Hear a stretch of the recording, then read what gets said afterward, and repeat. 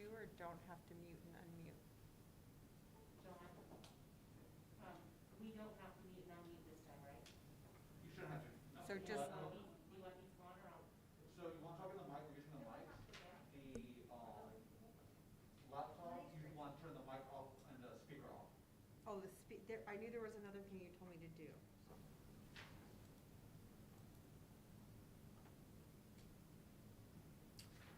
Just gotta figure out where. Do Chromebooks.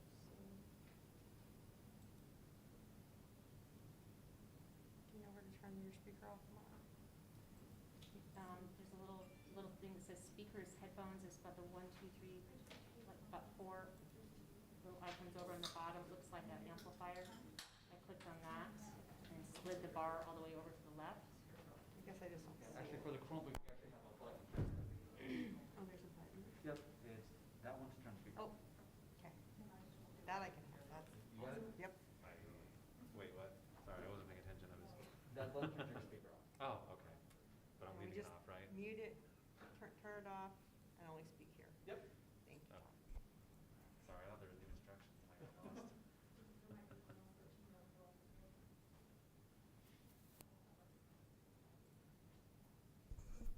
No, I just can't. Am I not joined? I don't see you. I've been Okay. on the Yeah, entire it time. shows that you're joined now. I see you.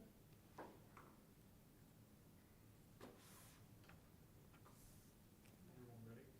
Off. We live? I believe so.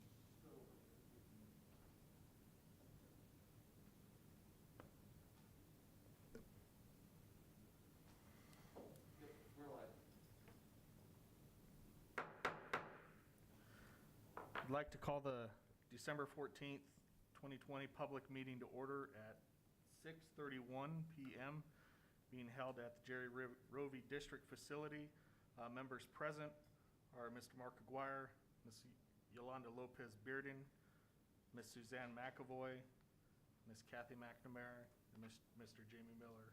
Yolanda and Suzanne are joining virtually. With that, Jamie, if you could you lead us in the Pledge of Allegiance? Absolutely. I pledge allegiance To the flag of the United States of America and to the republic for which it stands, one nation under God, indivisible, with liberty and justice for all. Thank you.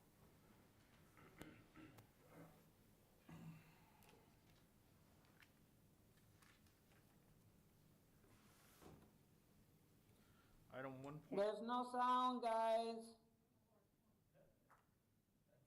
Yeah, Natasha did do a chat saying no sound. They're not hearing us.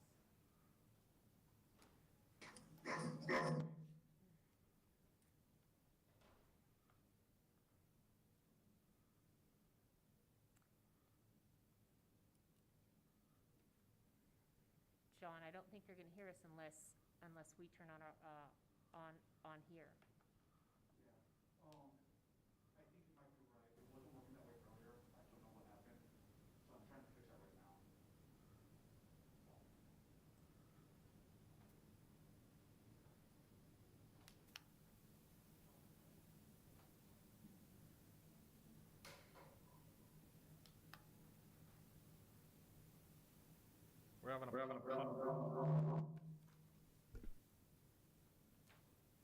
We're having a pause moment.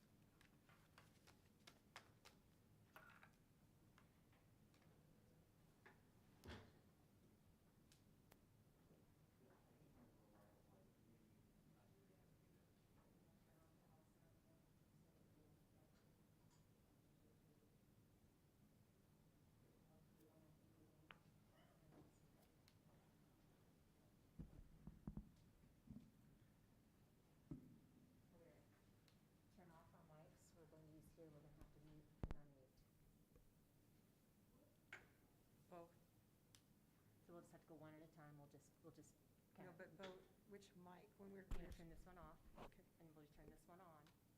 You leave, still leave your sound off, and you're just gonna mute and unmute yourself when it's time to talk. Okay. You okay, Jamie? Yep. Okay. So we'll just have to keep eye contact with Mark. Okay. Be clear.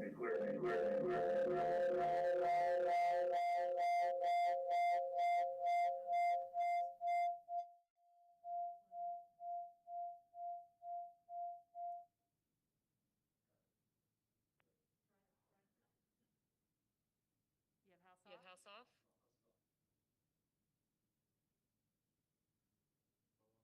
So I want to be clear. These are off. Yep. Talking through the computer. You guys gotta still unmute and mute on the Chromebook stand to not get feedback. I understand. Okay.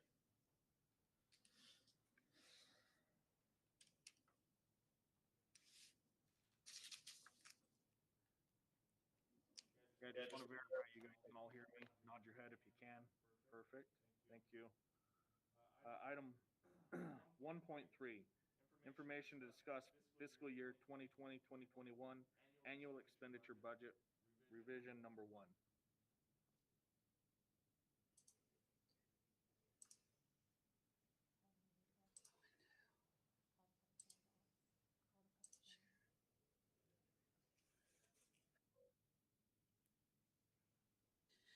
Good evening, Mr. President, members of the governing board. Later this evening, under general business, we will be asking for your approval of the fiscal year 2021 annual expenditure budget revision number 1. Statute requires that if a district exceeded the general limit and/or unrestricted capital budget limits by 1% of its general budget limit, it must revise its budget by December 15th to reduce its expenditures within the AD's calculated budget limits. Due to a decline in enrollment, the district average daily due to a decline in the district average daily membership, it's been determined that the district adopted budget is in excess of the general budget limit and is required to revise the annual budget. Displayed here are the changes that were made to the adopted budget, and it takes into account the adjustment to the revenue control limit. There was a reduction of $954,750. It also takes into account a minor adjustment to the estimated allocation of additional funding per Prop 123. And it also takes into account an increase in the budget balance carry forward as calculated by ADE. The net result is a reduction or a decrease of $839,877. Adjustments were made to account for reduced spending on growth positions and delayed hiring of approved positions. Additionally, adjustments were made to account for areas where underspending occurred due to school closure. Lastly, the budget was updated to include the allocation for the Enrollment Stability Grant. The budget was updated to include $1,038,760 in one-time federal grant funds to account for funding received from the CARES Enrollment Stability Grant Fund. Grant funds were budgeted to offset any gap for the loss of ADM and also in, additional spending for capital as a result of the school closures and COVID-19. And just in summary, the budget is being revised to account for the decline in ADM and to account for one-time federal grant funds received to offset the impacts of COVID-19.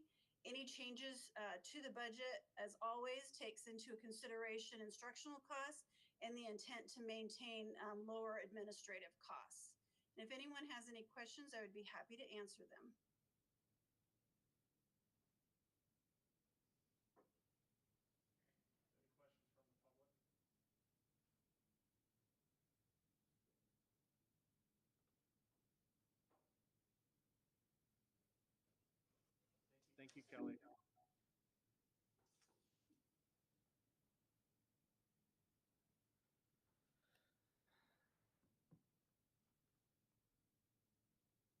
With that, if I could, have a motion to adjourn the public hearing.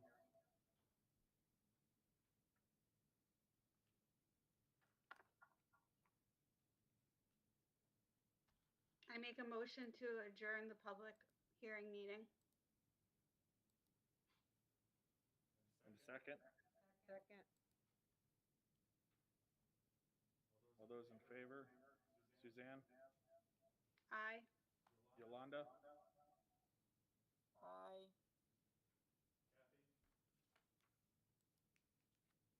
Aye. Jamie? Aye. I'm also an aye. Show that the public hearing meeting adjourned at 6:40.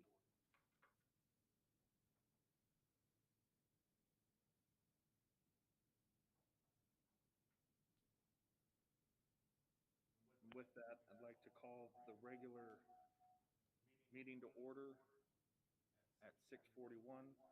We have already done the Pledge of Allegiance.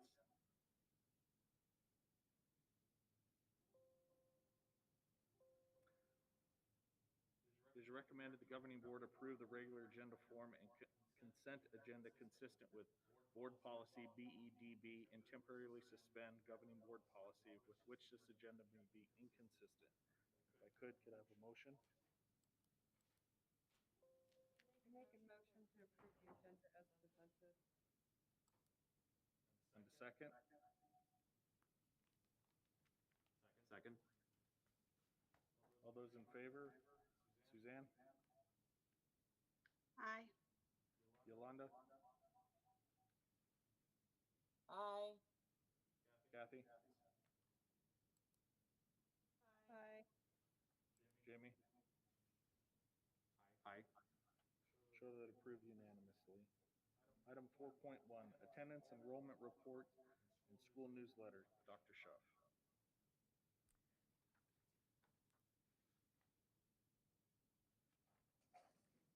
Members of the board, the information presented here is per usual with our monthly enrollment information, withdrawal information, and newsletters of the goings-on and upcoming events at each of our schools. I stand for any question or comment. Dr. Schuff, with what Ms. Basinger just presented in the public or the open meeting, public hearing, excuse me, and I even had difficulty with this, but you did a good explanation of the difference between ADM and actual enrollment numbers, and I think it would be valuable to explain the difference. Sure, I'd be happy to. As a district, we pay most attention to our enrollment because at any one time, that is the number of students we are actually serving. Those are the number of students we have to have desks for, facilities for, staffing for. Arizona Department of Education, School Facility Board, anyone else who makes decisions based on primarily on our funding, they use our average daily membership. And the average daily membership and enrollment are not the same thing. So the average daily membership, they're going to look at where we were at a point in time, say our 40th day or 100th day, and then they would be looking at that is where the number of days a student is actually enrolled comes into play. In a typical year, we expect to get about 92 to 93% of the total enrollment that we have to show up in ADM.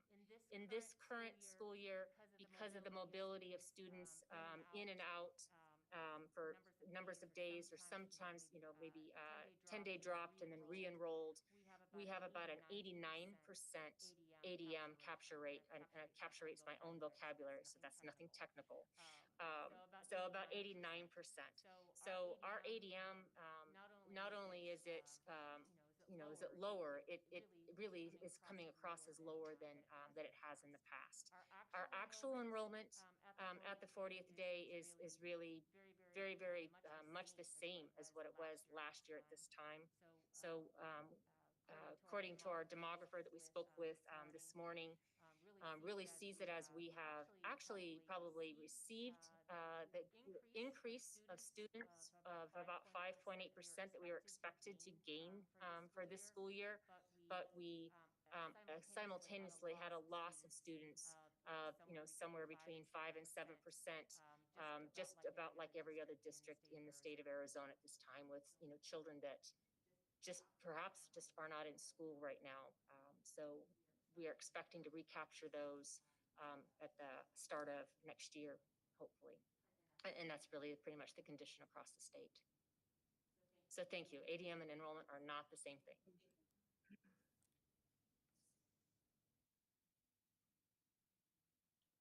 Anyone else? Yes, I have a question.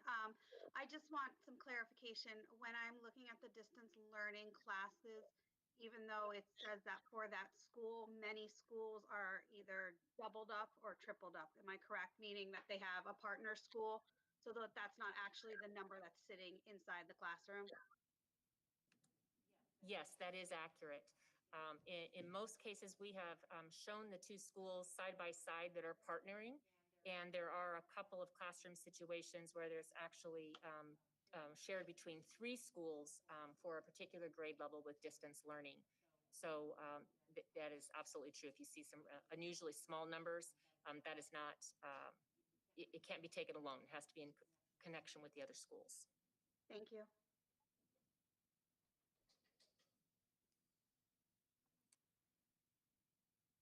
Yolanda, Jamie?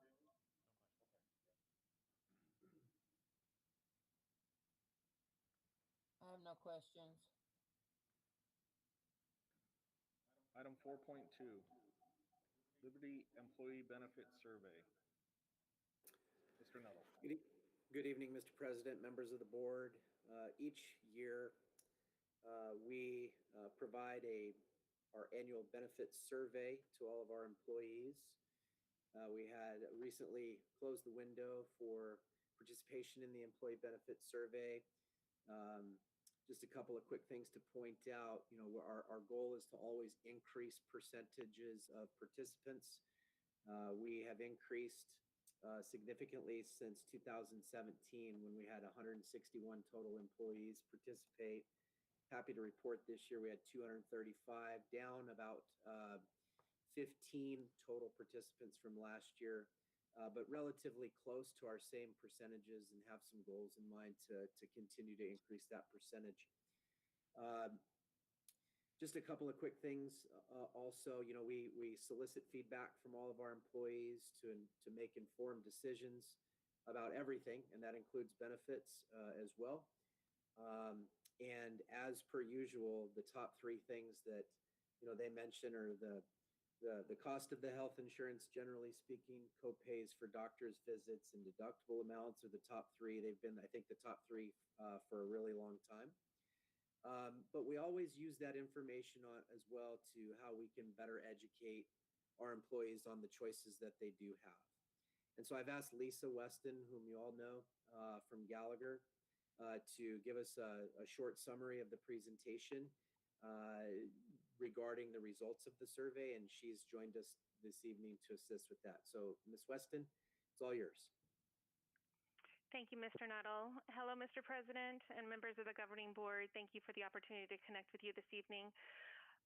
As Mr. Nuttall had mentioned, this is an annual survey that we present and put together for your employees. This year, we did expand a little bit from the typical questions that we ask that are in the survey. However, we maintain the majority of the questions the same in order to determine continuity year over year, determine how the employees are feeling, and providing a comparison each year about how they're responding to the survey. The primary reasons, of course, is to determine level of satisfaction with the current benefits, assess why employees do not take advantage of some of the benefits, and learn how the benefits can be improved. You should have in your packet the presentation. I am going to see if I can go ahead and present this on the screen. Please let me know if you're able to see my screen. Yes, Lisa, we can see your screen. Thank you so much. Okay, so beginning forward, as Mr. Nuttall had mentioned, the responses this year were equal or close to last year with 235 responses. In regard to demographics, we found that they were similar to last year in the sense that we had roughly 40% of respondents between 35 and 49, another 40% 50 and above, and 18 to 34 comprise about 20% of your employee base. We did ask this year how many of the employees were single versus being in married or domestic partnership, with 25, nearly a quarter of your employee respondents as single, 3/4 or 77% married or domestic partnership. In regard to benefits, we did ask the employees this year, and what if in making the decision to accept employment with Liberty ESD, how important was the benefit offerings? Essentially, 79% stated that the value of benefits in accepting a role with Liberty was either very important or important. So certainly benefits are a top priority for your employees as accepting a position with your organization. When we asked what the order of importance was, just like Mr. Nuttall had noted, the cost of insurance being number 1, copay amounts number 2, deductible amounts number 3, and the fourth and most important being network of doctors and hospitals. We've heard this year over year, and the responses remain to be consistent of the top priorities by your staff. We asked employees if there are additional benefits and utilization that they are taking advantage of. Your core benefits, including dental and vision, 33% or 1/3 of your respondents stated they do take advantage of those benefits when we have other benefits that are available. When we asked the employees what benefits that they were enrolled in, we did determine that only 20% were not, 20% of the respondents, or 19.1 exactly, were not enrolled in the medical plan. The remaining 80% of the respondents have elected at least one plan, either comprising the copay gold, value silver, or high deductible health plan with the HSA. When we asked employees why they were not enrolled in the Liberty ESD medical plan, 65% stated that they had coverage through their spouse or domestic partner. It is important to note that 100% of the respondents did have some type of insurance. We did not have any respondents that stated that they did not have coverage at all, or they didn't understand the medical benefits. So the good news is that your employees do have some level of insurance, whether it be through an individual policy or through their domestic partner, if they are not electing medical benefits through the district. When we asked the employees what level of tier that they were enrolled in, 86% stated that they are enrolled in employee-only coverage. The remaining percentage of just around 14% stated that they were enrolled in employee spouse or domestic partner, employee child, and employee spouse or family coverage. When we asked the employees why they were enrolled in employee-only coverage, only 19% stated that they were single. The remaining respondents stated that they had, 44% stated they had coverage through their spouse. 28% stated that the coverage was too expensive, and that was why they did not enroll in any other level of coverage besides employee only. When we asked the employees if they were aware during the 2021 enrollment, if they were aware that Liberty ESD provided a $750 contribution to the health savings account, wanting to understand if they were aware of it, number one, and number two, if they did accept or want to take advantage of that contribution. 28% stated that they were aware, but they did not select the high deductible health plan. 44% stated that they were aware and did not select the health plan. We had an additional 22.8% that was not aware of the contribution that was being made, and 5% that were not enrolled at the time. We went on to ask questions saying that you did not enroll in a high deductible health plan while you were aware that there was a $750 contribution. Please tell us why. Nearly 30% stated they did not feel comfortable in taking advantage of taking part in the high deductible health plan each year, while another 28%, nearly 30%, stated they simply liked the PPO option. We have 10% of the respondents who stated that the plan was too confusing or did not understand how to use the HSA funds. I think that this presents an opportunity for education. The fact that we have 10% of our respondents who stated they didn't know how to use the plan. We asked then, changing focus a little bit, we did ask employees about well-being, because well-being does tie in directly with your medical premiums and how well employees are taking care of themselves. There are a number of options that we do offer on site in regard to well-being. The good news is between 18 and 27% of employees do want to take advantage or participate in some type of the well-being programs. If they stated that they did not want to participate, these were the top reasons they stated why. Nearly 31% stated lack of time. Another 25% stated lack of motivation or interest. Beyond that, the other piece that we focused on was communication. We asked employees to if they felt that they had information that was being provided adequately to help them make informed decisions regarding their benefits. 83% had stated they either agree or strongly agree that the communication is sufficient in order for them to be able to make informed benefit choices for themselves and their family. We then asked them the preferred method of communication, number one being email, which is the current methodology that the district utilizes for communicating with staff. In regard to medical satisfaction, we did ask them about how they felt about the current medical plans. Important to note that employees, when comparing their benefits to the other districts, they stated that we had just nearly 60% that stated definitely yes or somewhat yes, that they felt it compared favorably to other districts. In regard to the medical benefits expressing Liberty ESD's commitment to the employees, we had 78% who stated that that is either yes or definitely yes or somewhat yes. In regard to being satisfied with the medical benefit options offered by Liberty, we had nearly 72 or 73% that stated yes, definitely yes, or somewhat yes. Overall, the respondents, as you can tell, are very, very positive, with the majority, nearly 2/3 of the respondents stating that they're happy and felt that the medical benefits being offered were positive options being provided by the district. The key takeaways as we looked at the responses that were provided by your staff, number one, again, just it continues to float to the top, has been cost. Certainly they want to find an opportunity to be able to provide insurance for their children and for their spouses, and beyond providing employee-only coverage, the main barrier that they communicate has been cost of those additional tiers of coverage to them. Overall, they seem very happy with the type of plans that are being offered, the variety of plans being offered. I do see that there's some opportunity for us to further educate and connect with the employees and give them further details about how to better utilize and be better healthcare consumers. Beyond that, we will continue this year as we look forward to marketing your benefits this year and looking at the renewal. Of course, we're going to keep first and foremost in mind the renewal numbers to ensure that we are able to keep those costs down and do our best on Gallagher's side to ensure that those costs are within reason. And if there's any other things that come up that would hinder that, we would act diligently and quickly. Members of the governing board, Mr. President, do you have any questions regarding the information that has been presented in this survey?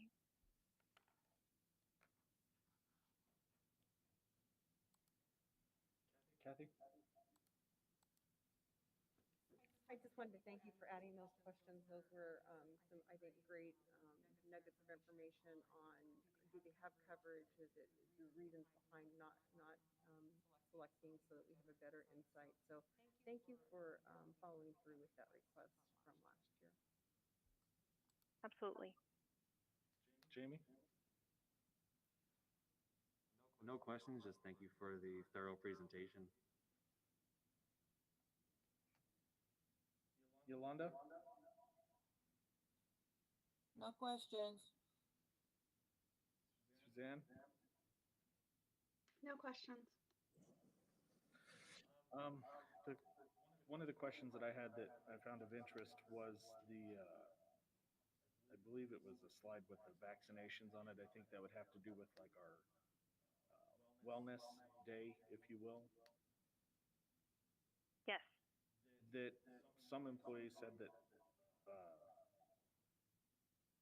they didn't have the time. Obviously, I understand this year with everything that's happened and whatnot. But last year, I thought that we did it during a regular day. Is that correct? That is correct. Vaccination programs and biometrics are scheduled during the workday, and trying to make them easily accessible and removing barriers for employees to be able to take advantage of them during the workday. I think that a portion of what may be a challenge for them in regard to lack of time is the wellness challenges in particular that do require some level of tracking and participation, that may be somewhat of a hindrance to them. It's just simply being part of the program. However, biometrics and any sort of screenings are offered at work during the workday. And did we utilize all the funds allotted to us? I'll need to defer to Mr. Nuttall regarding that, as we do not track, Gallagher does not track utilization of those funds. Mr. Aguirre, we're still in the process of tracking whether or not we get to a point where we have accessed and utilized all the funds. We still have a little bit of time left to access all of those funds that were allotted for these different options, but we can provide an updated report for you once we get a little closer to the end. Because one question that I'd like to know is, if we haven't utilized all those funds for that wellness day, if you will, for vaccinations and whatnot, if that's something that we can carry forward to next year, and maybe maybe there's an added benefit there of having some other type of vendor. So I know that that ASBATE does provide on an annual basis those funds that are provided and payable directly to the district. The district can bank those funds. It is up to the district if they would like to use them during 1 year or to spread them out over multiple years. However, ASBATE will not hold the funds and provide the payment for it at a later date. So they will pay it out during the current fiscal year that you're utilizing their benefit plan. No, I appreciate that info. The other hat that I wear, that's good info for me to know. Just that right there. So, especially with the way things are right now. And Mr. Aguirre, I would just like to, personally thank Ms. Weston. She is an extraordinarily valuable resource for us, and she truly has Liberty Elementary District's best interest right on the forefront, and is always willing to provide us with all of the information needed to make really informed decisions for what's best for our employees. So again, every time I have an opportunity to publicly thank Ms. Weston, I absolutely do, because she's a huge contributor to our success and increase in participation and education to our employees. So thank you again. Thank you, Mr. Nuttall. I appreciate that. Thank you.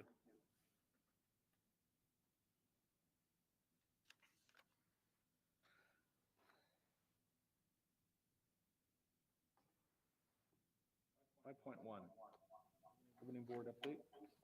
Kathy?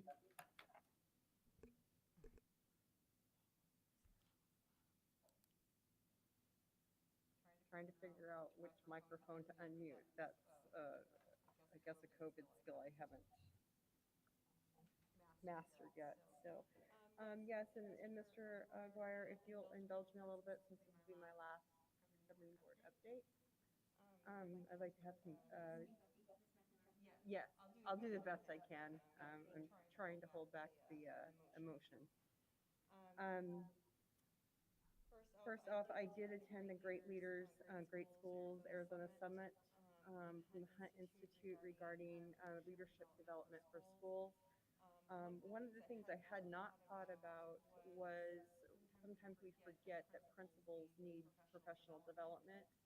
We spend a lot of time developing teachers, but we kind of miss or forget that those principals need that professional development as well. So I thought that was an interesting tidbit that came out of that summit.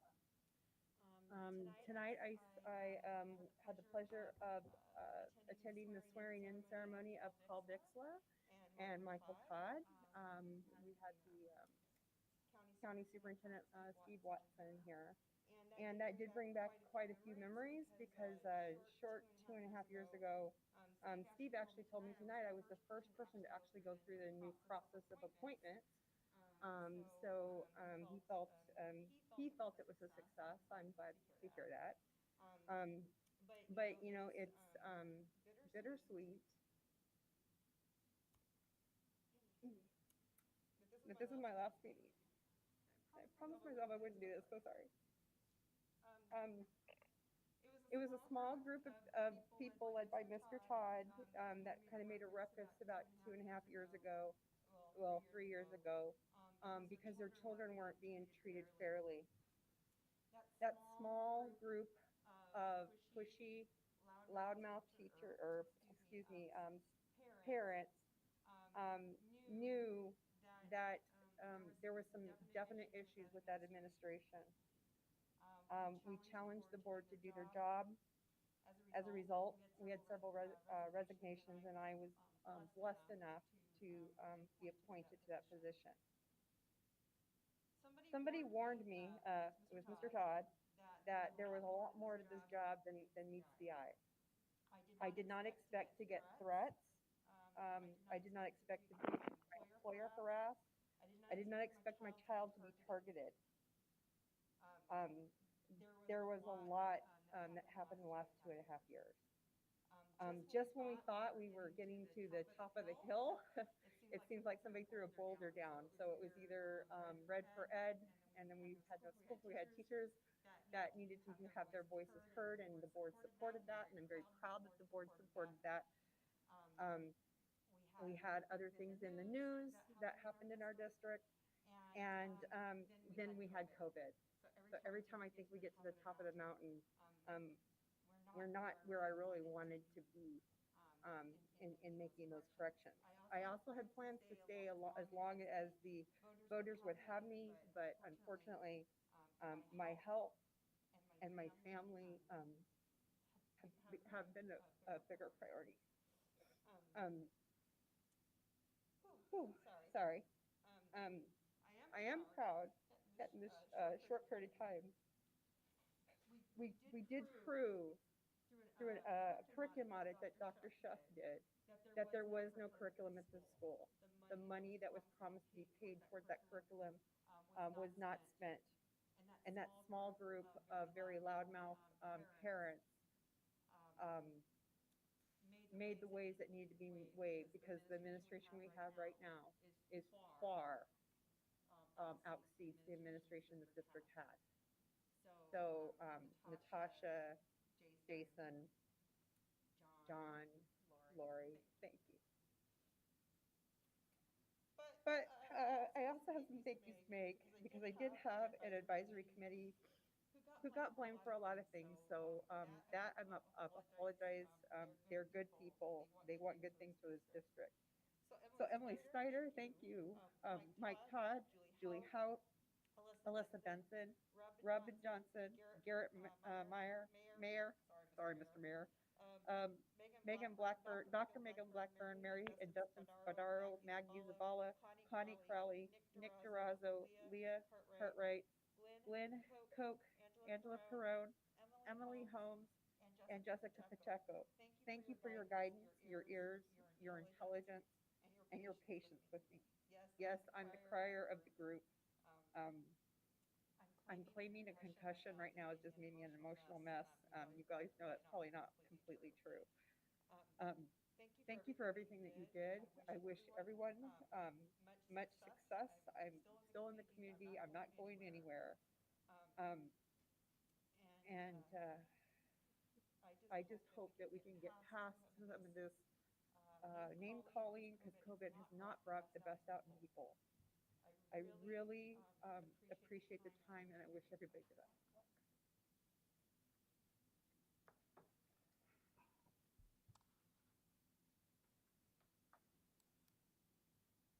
Yolanda? Do you need me to say something too? Well, I want to thank everybody, since this is my last meeting. It's been quite an experience, quite a learning experience for me, being that I just came as an old fogey parent. and didn't understand exactly what the board was really all about. And I thought I had to put my 2 cents in because I wanted to speak for kids whose English was a second language, since I've been through that, and for kids with special learning disability, since that was part of something that I've been through with my family. So when I came in, it was very strange because we didn't have a whole board. Um, and I had to learn from 2 members of the board. One was Kathy, trying to understand what all this was all about. But it's been quite an experience. I really enjoyed it. I think it's been time now for me to step down and let some younger or someone else to get their points in. So I want to thank everybody. It's been fun, even though this year I haven't shown my face much. But it's okay. You know, guys don't need to look at me. so, um, I'm here for support all the time. I will be keeping an eye on all you guys. So, because now I get to be on the other side and have a loud mouth. But I'll with you all the time. Thank you, everybody. Suzanne?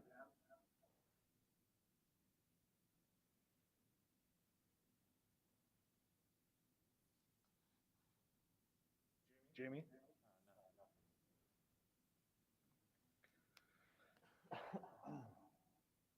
So, for me, I'd like to thank Kathy and Yolanda for all the service,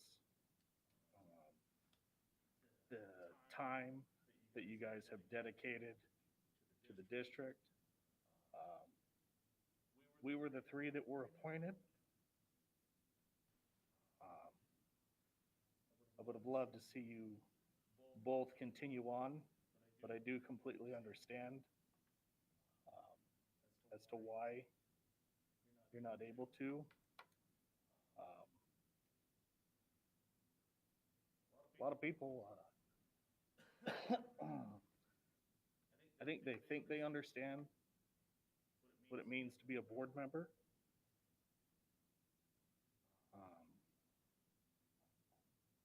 But you two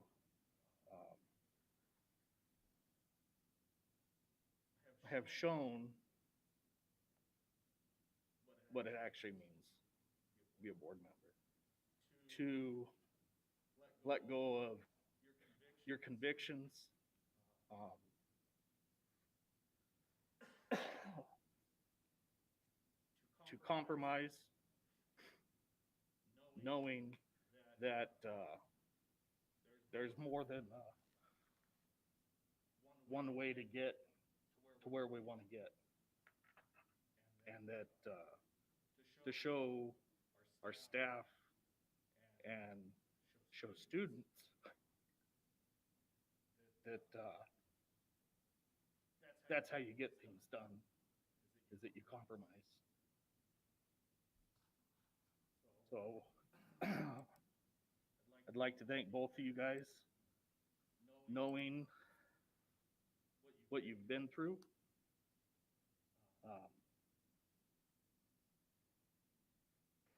People don't deserve that. And I just want to thank you for staying with us as long as you have. So with that, thank you very much.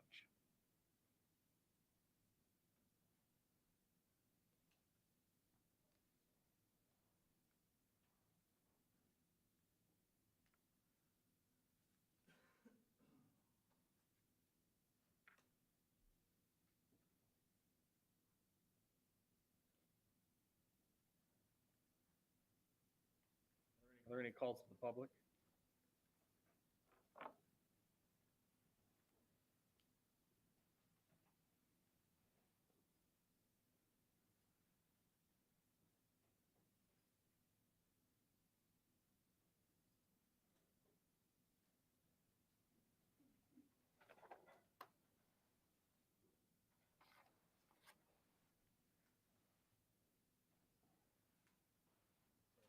making sure I'm not muted.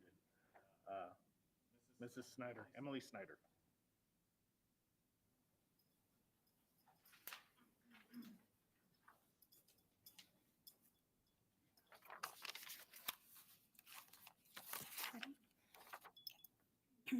I witnessed 2 new board members being sworn in tonight. This is so exciting. Congratulations, Paul and Mike. Board members are so important to the future of our district. I would like to thank Mrs. McNamara for making hard decisions over the last few years and serving our children so well. My family and much of the community appreciate all your hard work that you have put in. It is also Ms. Lopez Bearden's last meeting. I appreciate the time that you also have put in, but I have also wondered for years if Yolanda has ever read her emails, as I have never had a response from her. As a result of my public records request, my suspicions are confirmed. She has not sent an email from March to the present, which was the time period I requested. Mark, as the president, this should have been addressed as you are aware of this problem. Being a board member might be a volunteer job because you aren't paid, but in reality, you are an elected government official. This is a very important job. I have heard you say this numerous times. If any of you don't have the time or don't want to be bothered, I urge that you resign. No one is making you be a part of this board. Mr. Watson told a sweet little boy tonight, his name was Cade, that the board serves the taxpayer and represents the taxpayers. As I have studied the survey results, 55% of teachers and parents strongly agree with students returning to in-person learning with no benchmark. 74% of the same group want to use state or district data, whichever gets the children back to school the quickest. This says to me that both parents and some teachers want to be back in the classroom. It has been said by Mark, Yolanda, and especially Suzanne on multiple occasions that the board should not just listen to a few loud parents. There might be a few that show up on a regular basis, but I know for a fact that you have received many more parent letters than you have teachers. Suzanne, it would be nice if you would give the same representation to the parents and read some of those emails from time to time, rather than just focusing on a letter sent only to you from Miss Mendoza, a teacher from Las Brisas. It is time to take your own agenda out of the equation and do what's best for the students you serve. We are heading into 2021, and I ask that each and every board member has an open mind, thinks creatively, allows compromise, which results in getting these children back to school. Thank you.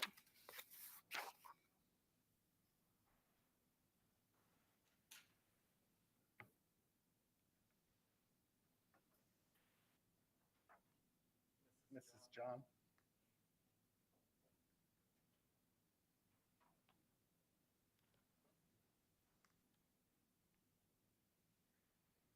Hello, school board members and Dr. Shaw. I'm here tonight to advocate again for my 3 beautiful children who attend Liberty Elementary School. I'm aware of the current survey that went out, and I'm excited to hear what the survey has said. I hope and pray that there will be a change in the benchmarks that this district has based their decisions on currently. I want to talk about choices tonight. As a parent, I have the choice whether I want to send my kids to school or homeschool them. My choice as a parent has been to send them to public school to be taught face-to-face with an instructor.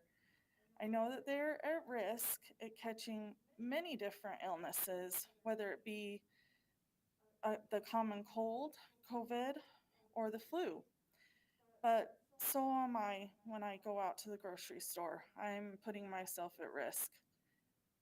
I feel like this district is holding our kids' education hostage right now. I feel like the time to step up and be a voice for my children is now. The governor and Cara Christ has even said to keep schools open, that schools are essential, that children are not the spreaders of COVID. Our kids would do so much better if they were given normalcy and consistency instead of inconsistency and disappointment all of the time. We know more about this virus now. Most people will recover. Many of my friends and their children have had COVID and have recovered. Not to put it lightly, that those that haven't. And with the vaccine coming out, there's more hope that people can receive the vaccine and many will have immunity in the near future. If my kids cannot go back in January,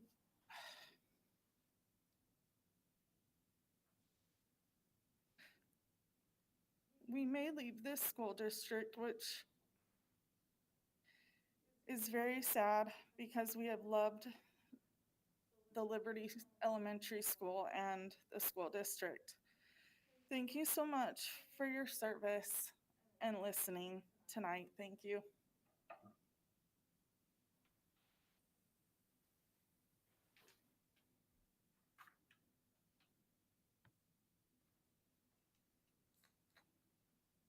I received one call to the public to my email. Just before I get started, I just want to make sure to any other board members, did somebody accidentally send you one wanting it to get read? Okay.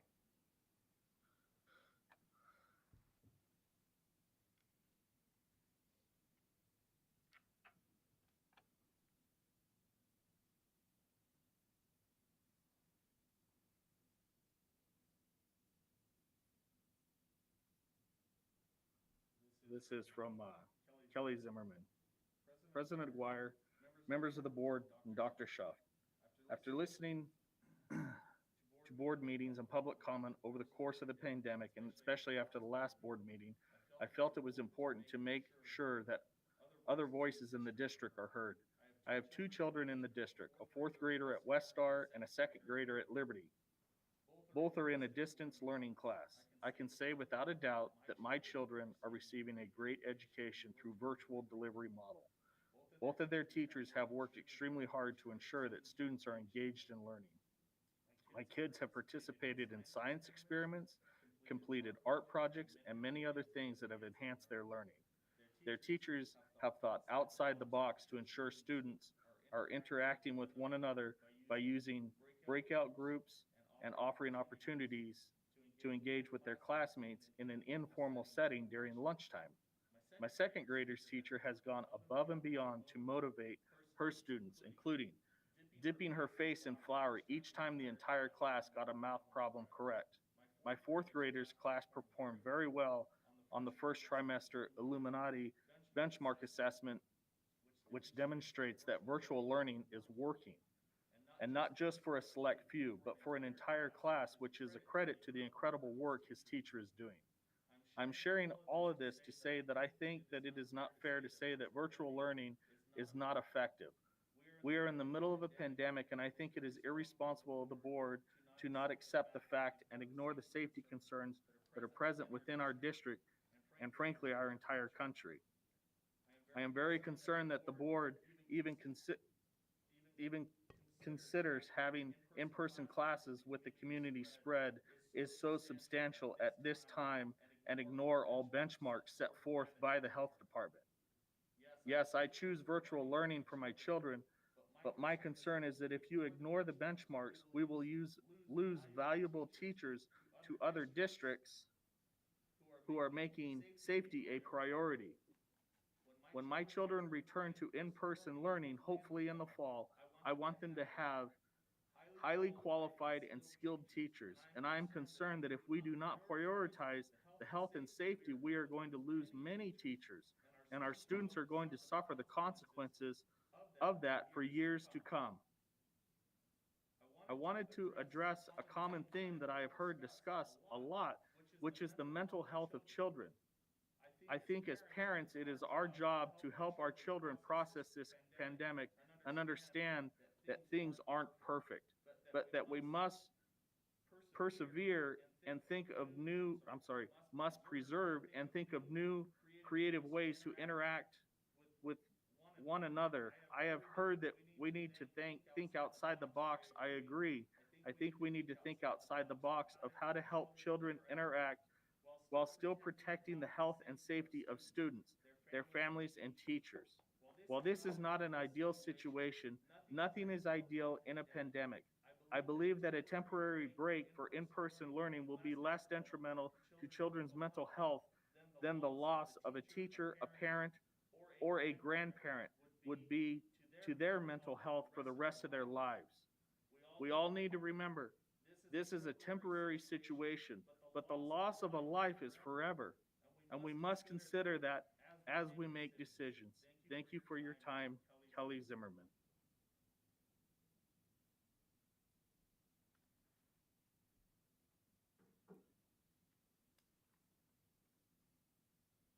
Are there any comments from the board?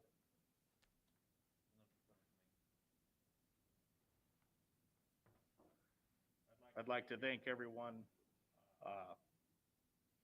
in your calls to the public. And your voices are heard.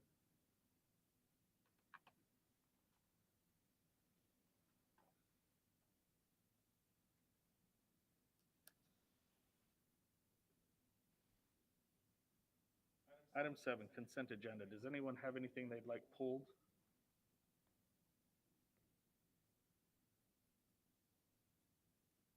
Hearing none.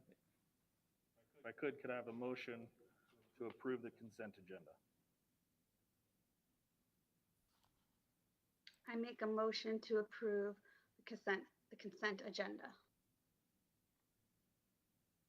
And a second? Second. All those in favor? Suzanne? Aye. Yolanda? Aye. Jamie? Aye. Kathy? Aye. I'm also an aye. Show that it approved unanimously.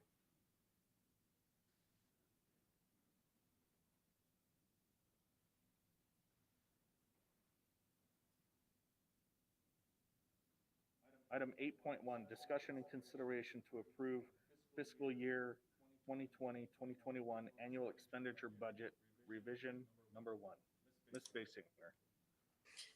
Good evening, Mr. President, members of the governing board. Earlier this evening, information was shared with regards to the fiscal year 2021 annual expenditure budget revision number 1. If there are any further questions, I'd be happy to answer. If none, I would ask for your approval of that same budget revision.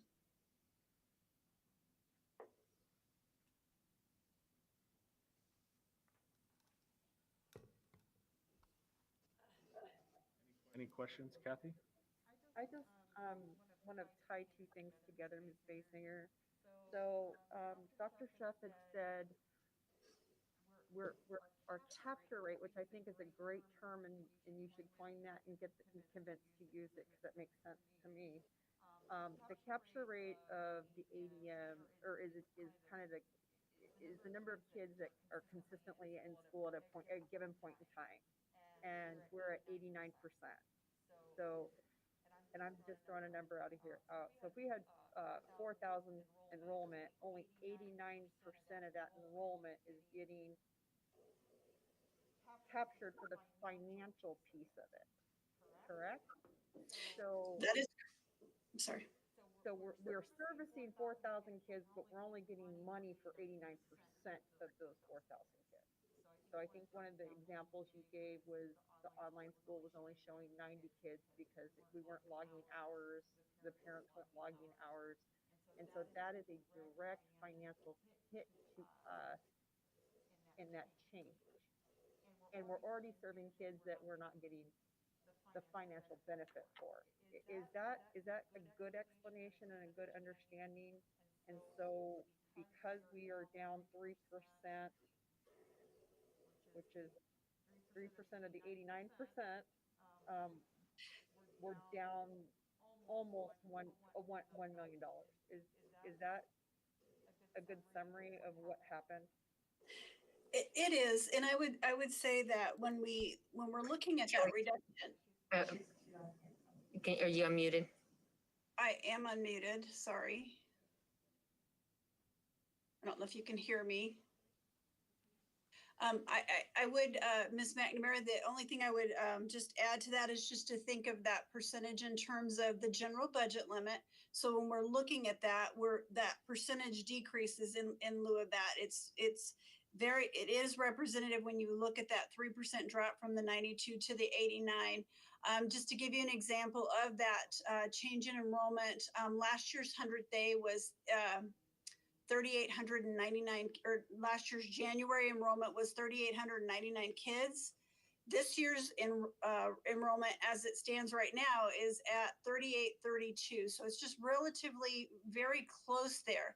However, our ADM for January for the 100th day was at 3,610. And our current enrollment is at from 40th day was at 3,405. We're projecting, if everything stays consistent, that it will be 3,450. So you can see where that gap in that average daily membership comes in. And the way the average daily membership is calculated on the average number of days over the first 100 days that students are enrolled with the district. If it's 40, of course, it's a 40 and up to 100. So when students are enrolling or withdrawing, that reduces the amount of membership that they're counted for. So in other words, if a student is present 50 of the first 100 days, we get 0.5 ADM. And so just to kind of keep that thought in mind, when you see students entering and withdrawing, it's constantly ebb and flow of those enrollments. And what we've seen is just a greater ebb and flow of those enrollments and withdrawals this year.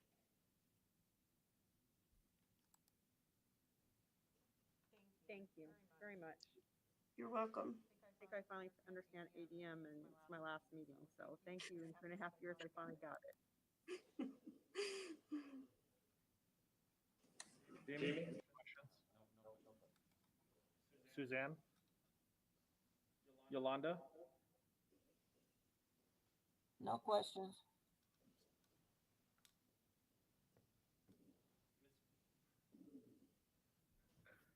Ms. Basinger, I was wondering, do we have, in some of the PDFs, there was one that was budget meeting notification, I believe is what it was labeled.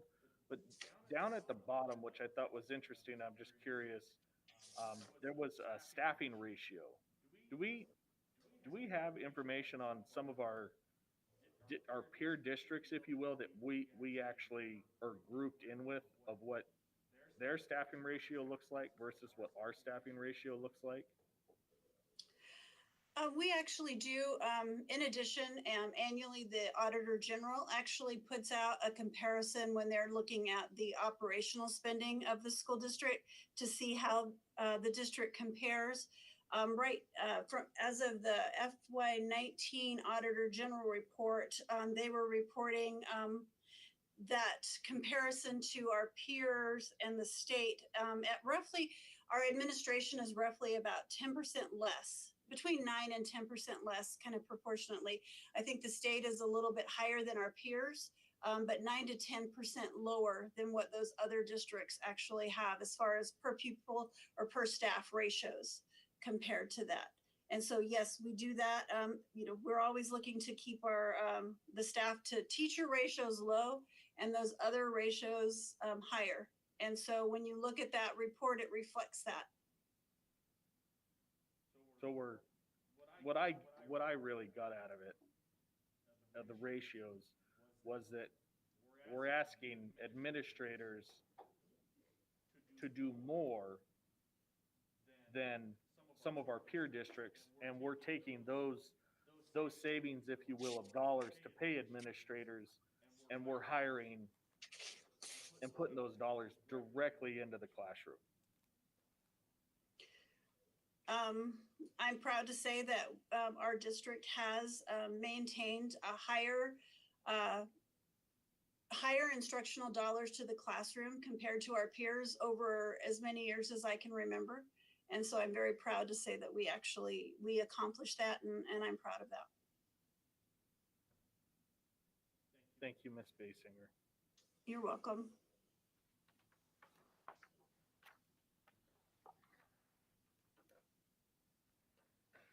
And with that, if there's no other questions, if I could I have a motion to approve item 8.1?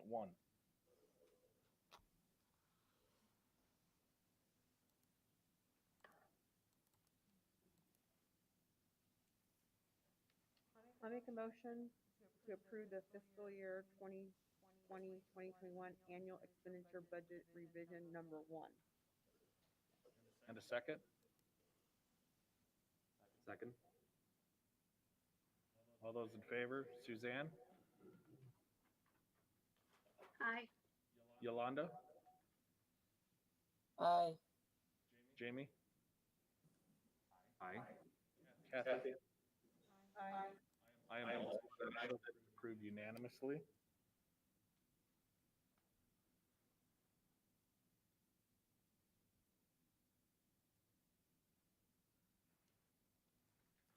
Item 8.2, discussion on parent staff COVID health benchmark survey results. And just so we all know, this is not an action item. This is just a discussion, kind of download what each of us kind of took from the survey, and just kind of talk about it. So with that, Dr. Schuff, if you'd like to kick it off, and then we can kind of go over different board members. Sure. The survey was administered to all parents, all staff, and then we broke it down into some kind of filtered that into some reports to be relevant for the governing board for comparative information. So you see here that you see all participants. You have that data, in-person parents only.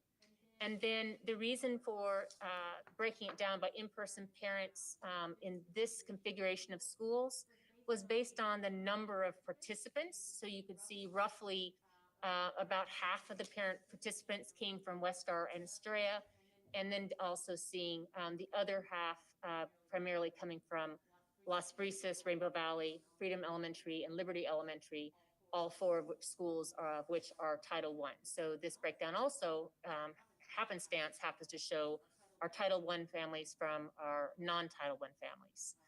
What I took away from it in comparing the data is it really wasn't that distinctly different between the groups. And so that, could be a question. Another subgroup or filtered for was by in-person teachers only. Many of the decisions that could be made tonight would impact our in-person parents and would impact more greatly, our in-person teachers versus those that are teaching distance or have their children in distance learning situations. So there is really a lot of data there, and some of the more specific data connected to some of the possible board action later. Some specific results are embedded in each of those agenda items just for your convenience. But the data is rich, so I just really open it up for any conversation or points that you would like to make that you saw that are represented in the data.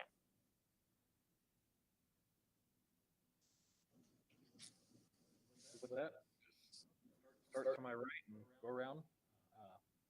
Kathy?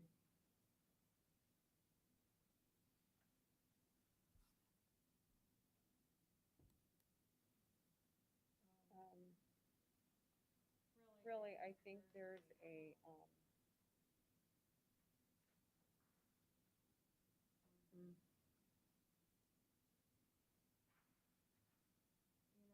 I think Ms. John spoke about having choice, and I really think that's one of the things that we've heard throughout the meetings, and that we have choices. I don't really have a whole lot to say about the survey. For instance, I'm not surprised that Westar and Astoria are the half of the surveys. We know that the social economic level has a a weight on whether things get returned back to us, and so it's really hard to just discount that. Because a lot of those families are the day workers, and and I hate when people say, well, they look to school to be a daycare, and I don't think that's the way parents is. It's a routine. It's what they're used to. It's what they rely on to have their kids in school at certain hours. And so, I mean, surveys are tough. The writing of the survey. I mean, I personally struggled reading all the surveys and trying to take in all the survey information. And the one thing about that I didn't mention earlier, and what I'm proud of, is the increased transparency that we have pushed for as a board in this administration. And sometimes we send out a lot of surveys, and it's a lot of work on both sides, both getting them out there, and then what is that question really trying to get to? What is that question really trying to say? And then you have half of your surveys come from two schools. Then do you step back and say, well, do we just not validate it? No, we give everybody the same opportunity. So, I mean, I spoke with Dr. Shuff earlier, and this is really hard because, again, the decisions that we may make tonight, I don't necessarily have to be accountable for after December 30th or 31st. There are 31 days in December. So I am personally struggling, but I believe the in-person parents,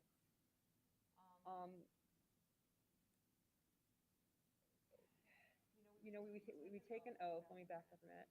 We take an oath to uphold the Constitution, and we want to do what's good for all children. And I think one of my biggest criticisms that I received was I only care about a subset, and that's not true. You have to care about every subset, and every subset needs a voice. I mean, our country was founded on a few people making a ruckus. And COVID has not brought out the best in anybody, including myself. I made a lot of missteps in my position. But my conviction is, the experts say the kids need to be in school. It's the safest place for them to be for a lot of reasons. And I absolutely respect Mrs. Zimmerman's point in the letter that she wrote. She had a choice. She has a choice to keep her kids in distance learning. Parents like Ms. John, they don't feel like they have a choice. And so I feel like I need to be their voice on this board. And getting their kids back into school is important to me. And so I appreciate all the work in the surveys. I appreciate there's people that are truly fearful of COVID. I haven't seen two of my brothers since my mom's funeral in March, which happened before COVID, because I live with an essential employee that has to go to work every day, regardless, who unfortunately is now working 72 hours a week because people are retiring because they don't want to deal with COVID anymore. So I don't want to take something from my brothers. I totally get that. We all have to make those choices. I haven't stopped my life. I go to the store. I've been to the movies. That's a personal choice. I have a niece that's chosen not to go anywhere and not do anything and stay home. And I think that's where these parents, or at least what I'm hearing, is these parents feel like they have no voice and no choice. And I appreciate giving them a survey to at least giving them the opportunity to have their voice heard again. And I appreciate, I mean, I deal with surveys at work, so I understand the amount of surveys we've been sending out can be overwhelming. I don't want to discredit anybody on the board, any teacher. Everybody's allowed to feel a certain way. But in our world today, it seems like if you don't agree with me, you're wrong. And that's society that I'm not used to. So I respectfully support getting our kids back into school as safely and as quickly as possible. And that's just where I stand.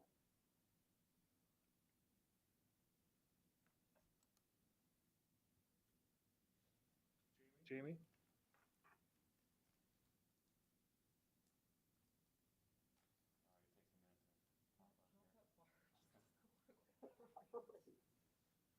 So when I was looking at the data, I wasn't sure what to expect. And after I saw it, it was kind of what I expected, where a lot of parents who have been vocal, a high percentage want in-person learning, and the majority of the teachers do not want that. What I mean by that, I'm sorry, is the benchmarks, removing the benchmarks. Parents are okay with that. Teachers are not. And I can appreciate both sides of that. I try to really sympathize with teachers and in their situation, and that they are in a classroom. You know, when they signed up to be a teacher, they didn't sign up to be a teacher in a classroom during a pandemic and with a disease that scares them. It doesn't scare some of them, and I can respect that too. The same with the parents. So as I was looking through it, I guess I was looking for compromise where we can kind of come in the middle, because obviously we can't. I don't feel right in just telling teachers you're going to teach against your will in a classroom. And I don't feel right in telling parents that you have to keep your kids home from school. It's a really tough decision. So compromise is the biggest thing that I'm looking for. And I could see that in the results, that there is a compromise. There's a section where teachers and parents were very close in the percentage of a choice, which was C. And I think that's a good choice to make, because it offers compromise to both. And I'm torn because my wife's a teacher, and so she's voiced her concerns, and she's voiced concerns of other teachers, and I've heard concerns from teachers even in our own district, and I can't argue with that. I also can't argue with parents that come to me and tell me legitimate concerns that they have. So there's definitely two sides of concern. I think that teachers and parents really need to take the time to understand where the other one is coming from, and maybe even have a conversation. I don't know if parents have spoken to teachers, or if there's an opportunity for that. I think that would be a great opportunity to just sit down and listen to each other and understand each other's concerns. But as far as the survey goes, that's what I was looking for, was some compromise where we can come to an agreement about how we're going to pursue this and proceed. Which, like I said, I think it was option C where I could see that. So that was my takeaway from this, and I'll pass it off to the next person. Yolanda?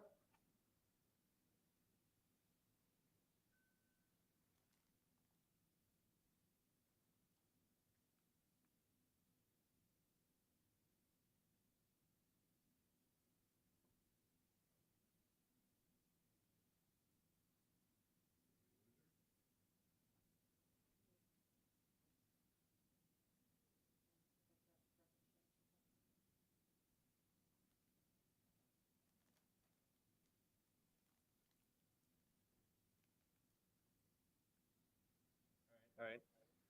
Well, Yolanda's figuring things out. Go ahead, Suzanne. Do you have anything? My takeaways were very similar to Jamie's, just that, there's a strong voice that parents, do that want that choice to have in person. And then, it jumped out that teachers want some kind of benchmarks or parameters in place for when the spread is substantial. That we will look at, different delivery models. And I agree that we're going to have to come to some kind of compromise. And, as far as teachers and the community members and families talking, I feel like we saw, that, somehow the community needs to come together, because I'm not sure I know that we all have choices, but I think that some of our choices have led us to where kids not being in school. And if the community as a whole could be making some better choices, that this spread wouldn't be as substantial and we could have our children in school. So I feel like it's not just going to be, we can't dismiss what the community is doing, that it's not just a teacher or a board decision, because really it's our community that we really need to rely on. And I feel like that's what we were seeing in some of the comments too about, the teachers want to be there. They just have to know that the parents in the community are in this too, and they're going to do what they can do to keep their kids in school. And if that means, having to have a birthday party outside instead of having 30 kids in your house, or doing something outside and within social distancing parameters and the things that the CDC is recommending. Yes, they're recommending children be in school, but then we can't ignore all of the safety precautions that they're telling us to take in the community. We can't have it one way or the other. I think that we need to take, all of their expertise advice, to heart, trying to start come together so our kids can get into school and stay in school.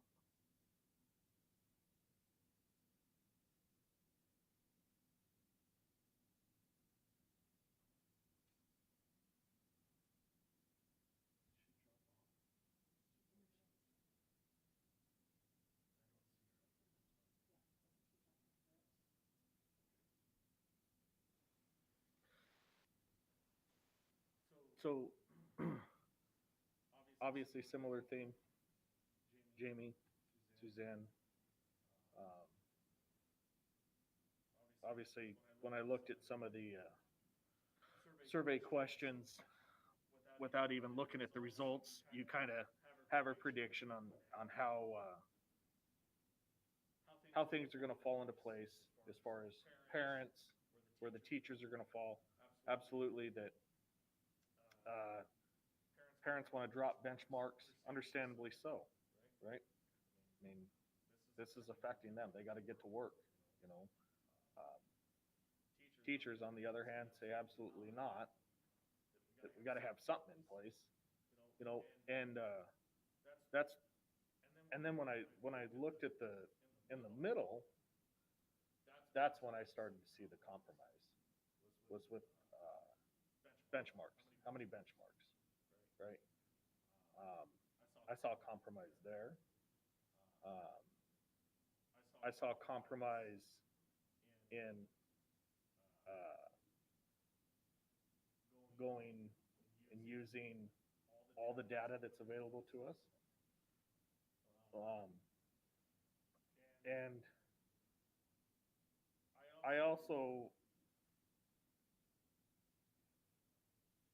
think that there can be compromise in the question of where the 5 to 10%.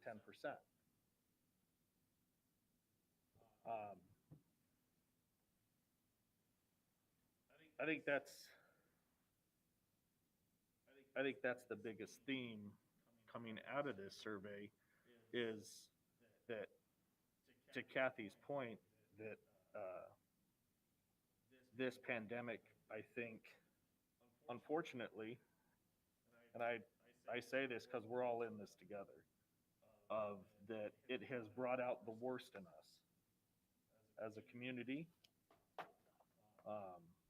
as a district, a family, if you will, because we're all in it together. Even our community members in Cantamia, right? We're all in this together. And I think it's time that, based out of this survey, that we truly start to compromise, that our teachers may not get to where they want to be, but to trust the data that the state's putting out there, and that the health experts are saying what's safe, because they're clearly, the health experts in the state have clearly said what's not safe and what is safe. And I can understand,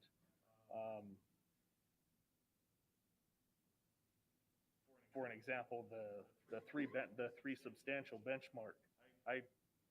You're not going to hear an argument here of the instance of when that changed, how that changed, lack of transparency. But I think I said it in the last board meeting also with this survey, is that there has to be, at some point, there has to be trust. There has to be trust that the board is listening to parents, and that also the board is listening to staff,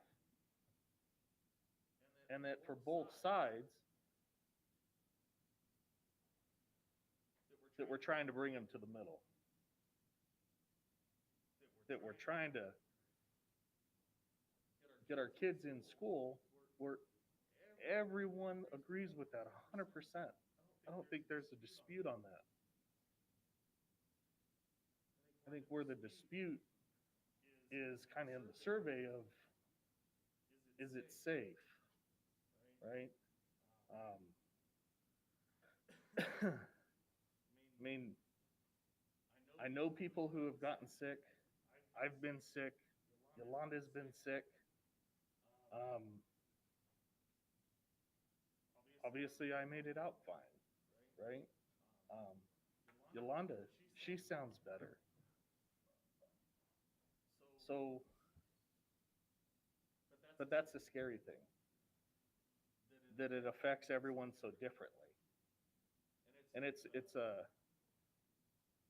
in the survey, it's a hard thing to just throw out all the benchmarks, and this is where my hardest part of this is, of going through COVID the way that I went through it, and knowing how it affected me personally, of telling staff just, and this is my biggest fear, of that if something happens to them or to their significant other or to their mother, to their father, of that I feel as a board member that if I just throw out all the benchmarks, that I'm telling that staff member that that child's because I have a daughter in the district, that my child's education is more important than your life, your father's life. And I understand that there is the chances of living or of dying of this are slim. But there's that chance. And that's why I struggle with that one in particular. But then on the other side, for the teachers too, that when you have the state and professionals, and as the pandemic progressed, they learned more and they learned more and more. And it's just one of those things that as time goes on, you learn more. And then they say that we should be in school until all three benchmarks are in the substantial. And the teachers say, what I saw in the survey was 1, right? And what I would ask teachers and staff of that things have progressed and that more data has come in. The experts have seen more. And they wouldn't have put that on there of going to 3 if they didn't think that it was safe. And that's where the trust part comes in, that I'm trying to trust the state when they made that change. Obviously, it's hard, given the circumstances, right? Everyone has their opinion on that, but those are just, that was just one example that I saw in the survey. And surveys are extremely hard to write. Trying to make sure that everyone completely understands them and that you're getting the communication direct out there. I mean, I understand that it was long, right? And you kind of had to read things 2 or 3 times. But I think that survey that we sent out and we decided, hey, before we make a decision, let's send this out and see what happens. I really think that it's going to help us, and that it did help us on possibly some of the decisions that we're going to make, here in a little bit. So, I mean, that was my take. I mean, I can't thank the parents and the staff for, I mean, I think this was one of the highest responding surveys that we've sent out, so that we truly see a mix, right? So, but that's just my thought. I mean, did anyone have anything else that they wanted to talk about with the survey? I'll just open it back up one more time. I know we're in the middle of a pandemic, but I would like us to look at something other than surveying or a different type, because we did not see a good response from Freedom, Rainbow Valley, Las Brisas, or Liberty, and those are actually our schools that have been mostly affected by COVID, and I don't feel like they had necessarily a voice in the conversation. I mean, so I just I completely understand now that surveys are the way that we have to go, but later down the road, start thinking about how we can get some of the more input from our Title I schools.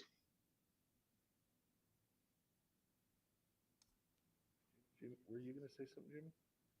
I was just gonna say, you really hit the nail on the head, Mark, when you said, the decision that we're trying to make is listening to parents, but also the concerns of the staff. And I want to reemphasize that's why I think compromise is the only solution, because without our teachers, we're not going to have a school. And without parents, we don't need teachers.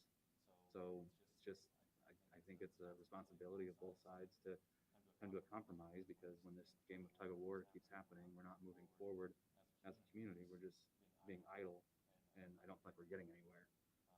So I just wanted to say that much, that you really hit the nail on the head with that comment, at least how I feel. So actually, Suzanne said something that kind of triggered something with me, and yes, the community does need to be responsible. One thing that did surprise me was saying, there was more support, it seemed like, for a hybrid model, when actuality you're not really saving yourself exposure. And I mean, so that kind of surprised me that the staff was still advocating for the hybrid, but you're still exposing yourself. It's still the same amount of exposure, just a shorter period of time. But staff also has a responsibility. You can't be saying, I don't want to go till it's safe, and have a board member then see a group of that same staff group at a happy hour, at a brewery. That's really hard as a board member to then reconcile in your mind.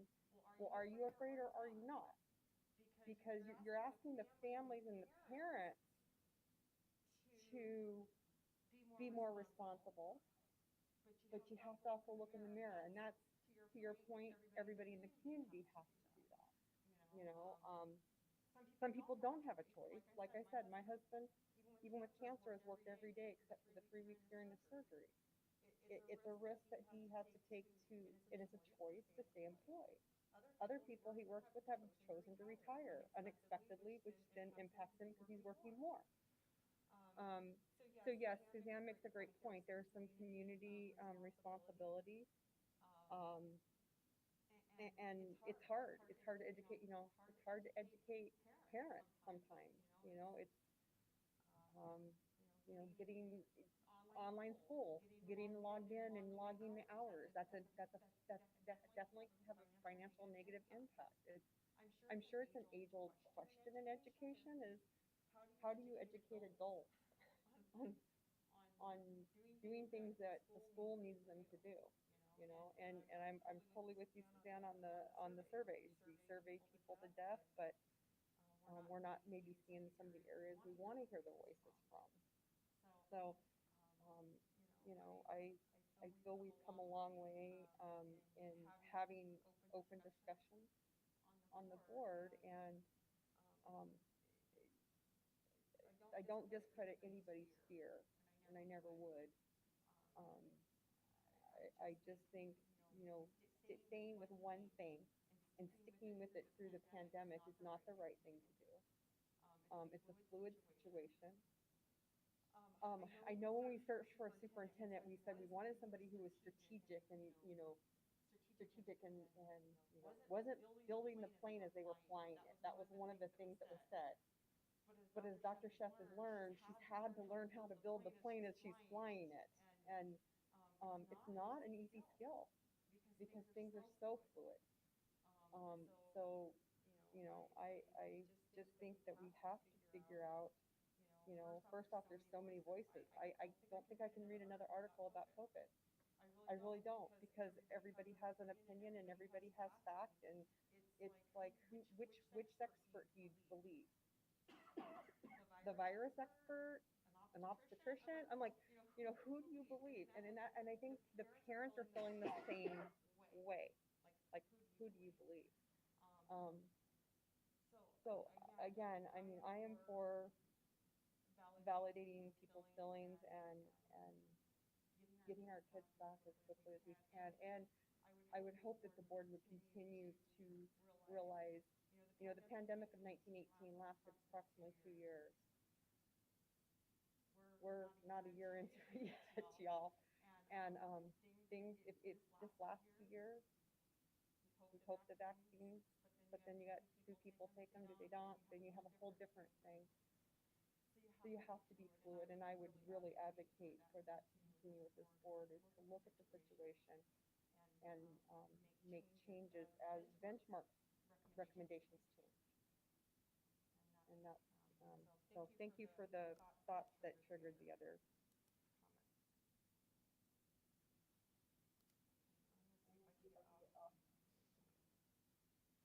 Suzanne, did you have any follow-up at all? Any other thoughts? No, and I agree with Kathy about just as much as the community, the families, it's on the teachers too, to, in their personal lives, to be making those decisions too, that we're expecting the public to make, to be in the best interest of our kids, to keep them in school.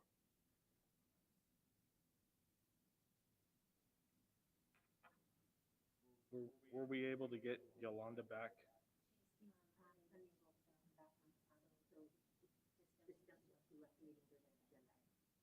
Okay.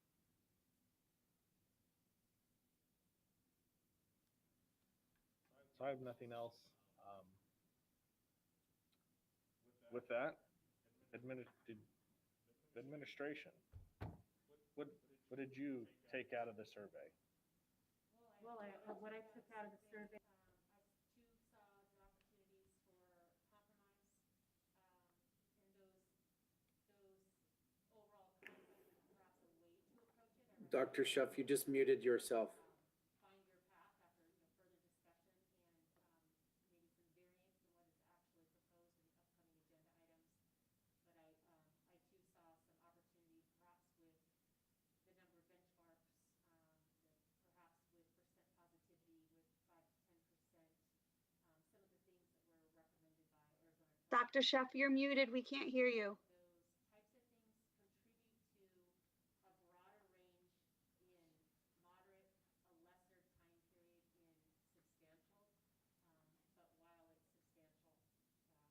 it's substantial, it would be, you have the opportunity Then for greater being in person.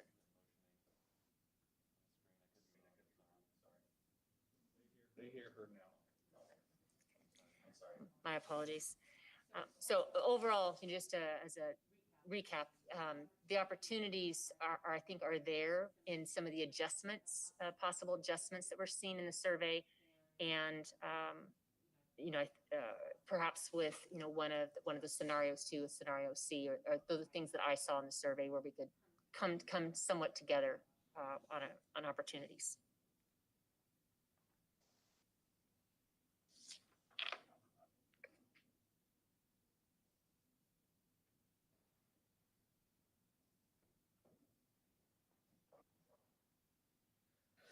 Okay, with that, we'll go ahead and move on to item 8.3, discussion and consideration to approve health benchmark delivery models.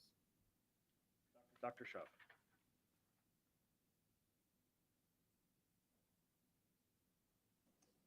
Mr. Guire, members of the board, in this agenda item, it is based on the delivery models themselves. So while all of this information is highly complex and connected to each other and has implications on different things, this particular agenda item is about the overall delivery models. So I captured some of the information from the survey that seemed to connect to what would be a delivery model. And I think some of the ideas that were surfaced or brainstormed in the last meeting were really around, are there other scenarios, other delivery models, or situations for a delivery model that had the opportunity to increase the opportunity for in-person learning? So in the survey, A, B, and C really made an adjustment to the delivery model that would be used. Model A was essentially to eliminate the use of the health benchmarks and just say we're in person. And what would control for safety would be if an outbreak was determined at that school community, that specific school would close for 2 weeks. Parents and staff and students would all know within 2 weeks' time. The good part about that is they have hope.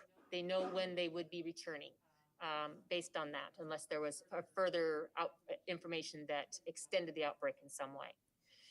Option scenario B was the idea, thinking creatively to say, well, what if we created a school that was in person and the teachers and the parents have choice, who made that choice could do exactly what that choice, what they wanted with that. And then then the students that are at the remaining schools, there might be some shuffling of teachers and students to create the schools where that wasn't, they preferred to continue to use the benchmark. So some variance in how our schools approached it versus across the board. And the final scenario that was different from what we already have with a moderate hybrid delivery is when we are in moderate, the idea that some kids would be learning in person and some students would be learning from distance, which is the definition provided by Arizona Department of Education, Arizona Department of Health Services. Whether their intention really is some type of a half-class cohort or not, this is the definition that those organizations use at the moderate threshold. And so in our case, if we were applying this, our definition of hybrid would allow our in-person classrooms to come in person at the moderate threshold and our distance learning classrooms to continue in distance until the time we reach the minimal threshold when all students would be welcome back to school, and we really wouldn't be encouraging any students in distance at all as having that opportunity. So those were 3 scenarios, and you can see they kind of go from more, the most open-ended from in-person to scenario B, a little more limitation, C, still having an increased in-person opportunity when at the middle and the moderate, but still utilizing the benchmarks. Then going through and just taking a look at some of the data that became available, I've shared with you what the in-person teachers thought, what in-person parents thought about that. And clearly, our parents are in favor of, or 62% of them. So there, it is true, there's, 38% or so that are not in favor of this, but 62% favored scenario A. And then the scenario that was offered if they, in the survey, if they did not choose A, B, or C as agree or strongly agree, they were asked then about our current hybrid delivery model and some other options for hybrid. And then you can see that there were about 45% of our teachers preferred the hybrid model. And that on the surface looks like that would be the majority, if you will, of in-person teachers. However, if you add A, B, and C together, those are all teachers who chose an option that was an increased in-person learning opportunity over option D. So the takeaway that I take away there is that the half and half model is not the majority for our teachers with that situation.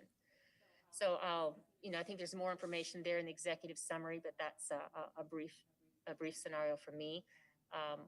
What other questions or comments would you have that would help to make a recommendation around the delivery models for our students?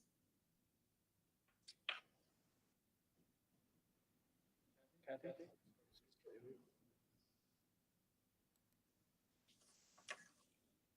So Dr. I'm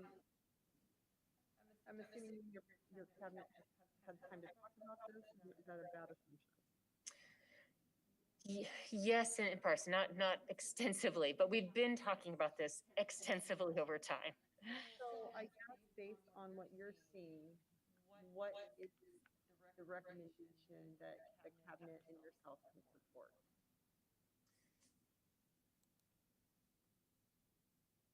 I would say it is scenario C, and that is because if we take the health and safety out of it from a standpoint of COVID, if you take that out of it, we do have concerns about just the viability with so many absences and the coverage of classes with illness at this very high level that we're experiencing right now. I believe that we closed to in-person learning at about the right time because we were stretched to our limit that final week and a half as numbers were climbing for the coverage of classes. We had a number of positions that it wasn't their primary job to be covering classes, but we had people doing whatever it took to be able to cover. And some of our distance classes, we did not have substitutes for. So we had to prioritize. And when I think about taking above even health and safety with COVID, I also think about health and safety in terms of supervision, just physical safety of having children appropriately supervised, just from a child care standpoint, let alone an instructional learning standpoint. So I don't know the answer. So I'm going to be honest and say, I don't know if we could have been stretched just a little bit farther. So keep in mind, we closed when essentially we had hit 2 benchmarks at substantial. And when we hit that point is right about the point where I was becoming very concerned about our ability to do so and our ability to continue with staff, decisions of, people not choosing to retire partway through the school year, things like that. So overall, I would say we feel like we're in the best shape to support scenario C.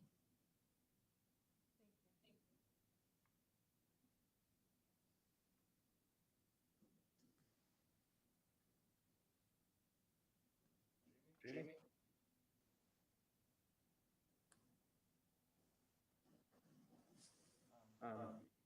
Just looking at this, I agree. I think scenario C is the best option that we have to make compromise on both sides.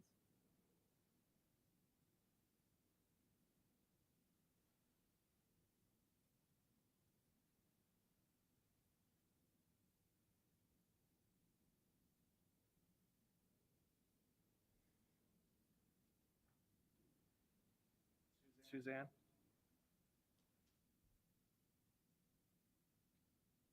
Kathy's question was very much along the line of what my question was going to be at what point do we feel like we are no longer going to be able to staff the schools?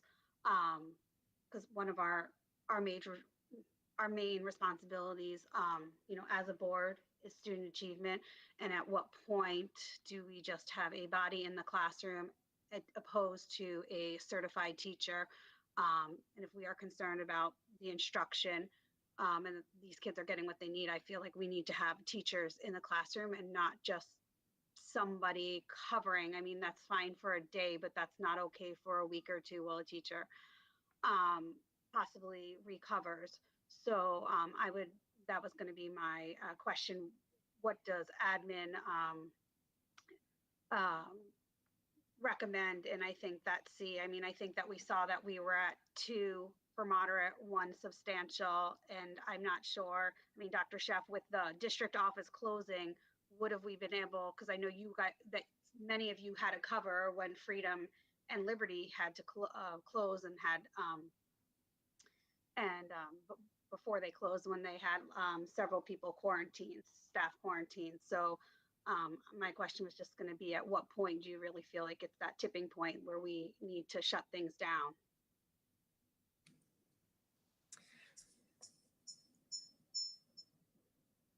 When I looked at all of the data and felt where were we best positioned to do so, so I think we're getting a little bit into the next agenda item.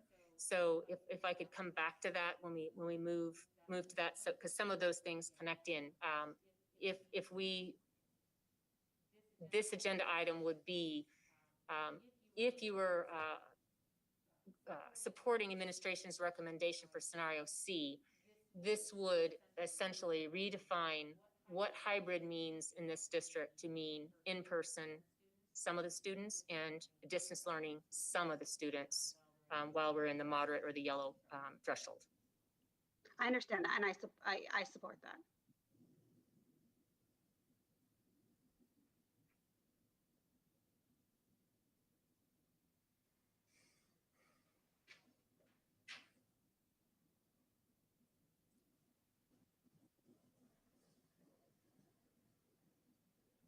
This is one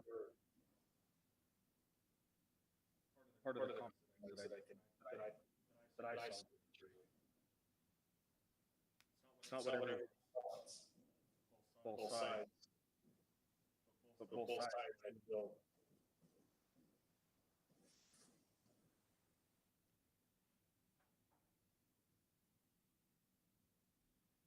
Is that better, everyone? So I'll repeat what I said. I apologize if my voice was really loud and screechy for you.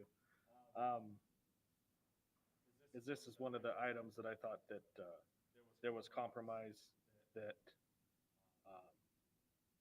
on both sides, that if we went with C, that we're getting the kids full day in class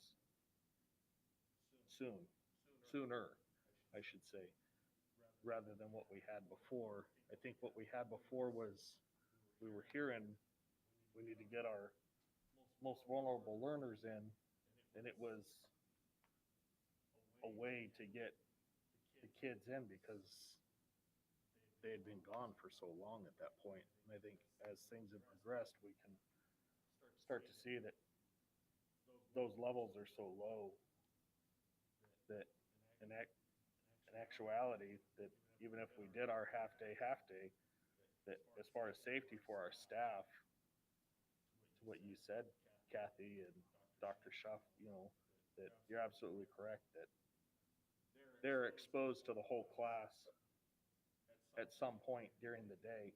So realistically, the exposure for that particular staff member doesn't go down, because either you're going to see half the little ones in the morning and you're going to see the other half in the afternoon, so I'm not sure if that was a little bit of a confusing, maybe for staff, not possibly thinking about it in that term. But Yeah, yeah, I could support C. So, Did did anyone anyone else have have anything? anything?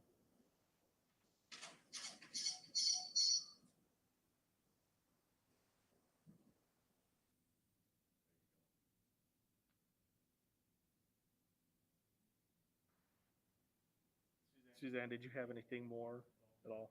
Okay. So, with that, if we could have a motion for item 8.3, and the way that it would read be to approve the health benchmark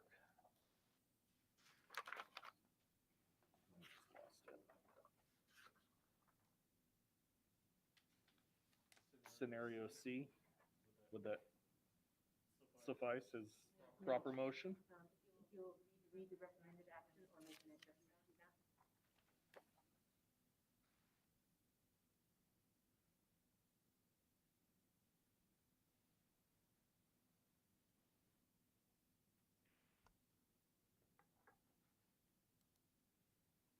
So Dr. Schuster, are you saying we're going with the recommended action, the motion to be approve revised health benchmark delivery models for each threshold defined as minimal, traditional for all students eligible to return to school, moderate, hybrid for some students in person and some students distant with regular daily schedules, and substantial, virtual for all students distant learning. That would be the motion.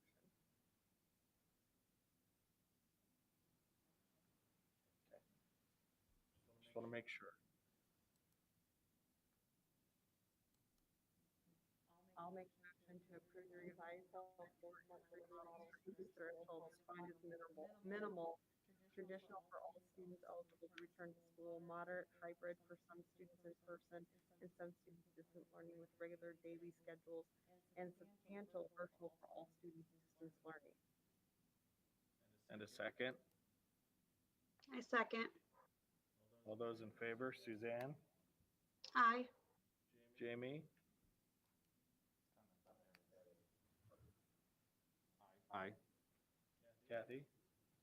Aye. I am also an aye. Show that it approved unanimously with the board members.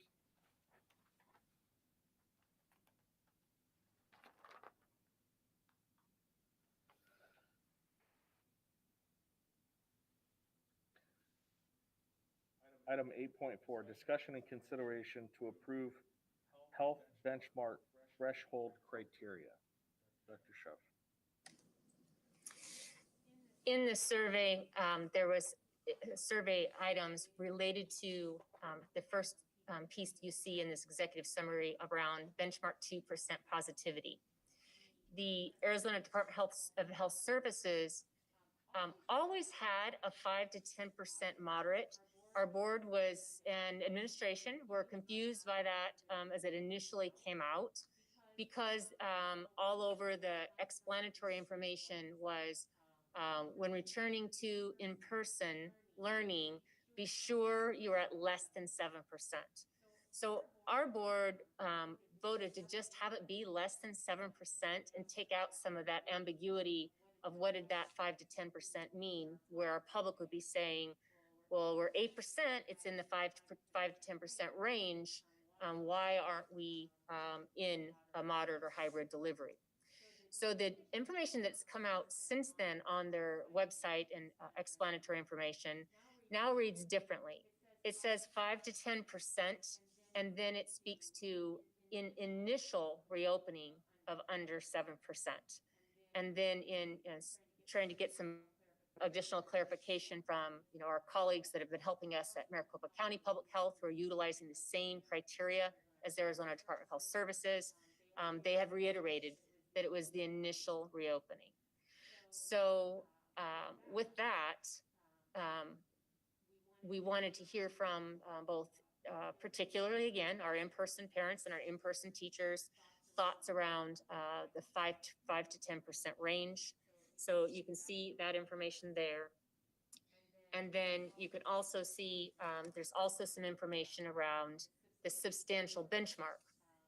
Again, we currently, our board approved is benchmark for one of the three benchmarks in substantial to qualify as an overall benchmark of substantial rating in this for the school district. And that also has been updated and changed by Arizona Department of Health Services. Within a couple of weeks, Maricopa County Public Health also followed, and they are recommending the same thing of it being three benchmarks. And when we closed to in-person and made the shift based on our previous data and or I'd say our current benchmark requirements, well, our requirement was one. By that point in time, we had actually met two. We were at two of them at substantial. And then our most recent current information, this last Thursday, benchmark 3 moved to yellow, which would be at the moderate level, though it was getting close to that upper end of that moderate. So we'll see what it looks like, here this Thursday. And again, that data is always 12 days old. So with that, those are the two primary areas for potential change. And given the survey information and looking for some type of compromise that really is still using benchmark criteria, overall, it is a recommendation to change benchmark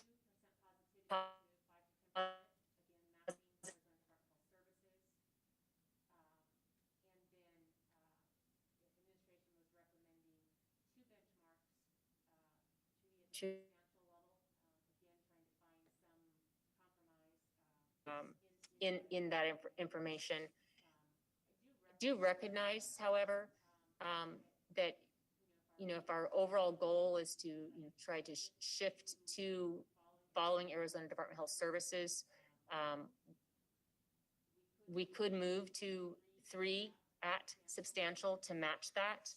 I just think we haven't been tested at that level. So I would say that if we went with 2, I have a pretty clear confidence that we can continue to support that at the 2.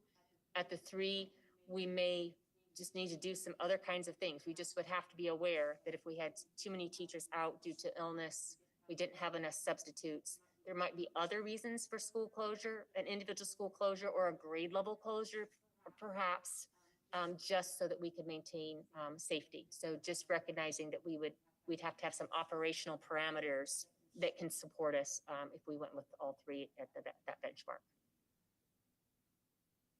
So the other examples up there were really in the past when we were making these decisions, we didn't really have any context of what was it like at that point in time. So I wanted you all to see some calendar dates and just kind of remember back at that point in time, and staff to recognize really what were the actual conditions at some of those points in time if we were to have applied this data. And I would add the reason why I am supportive of the 5 to 10% is that the percent positivity is what was keeping us from coming back to in-person. When we looked around and saw what the current conditions were in early September, right after Labor Day, we were really all waiting as patiently as we possibly could, but we ended up waiting until really all the way to October 12th because we had to pass up fall break and we had parent-teacher conferences, which pushed us back even another week and a half. All that's to say is that was an obstacle to coming back, was waiting for that percent positivity to hit somewhere in the 6% range or less. So that's kind of it in a nutshell. Kathy?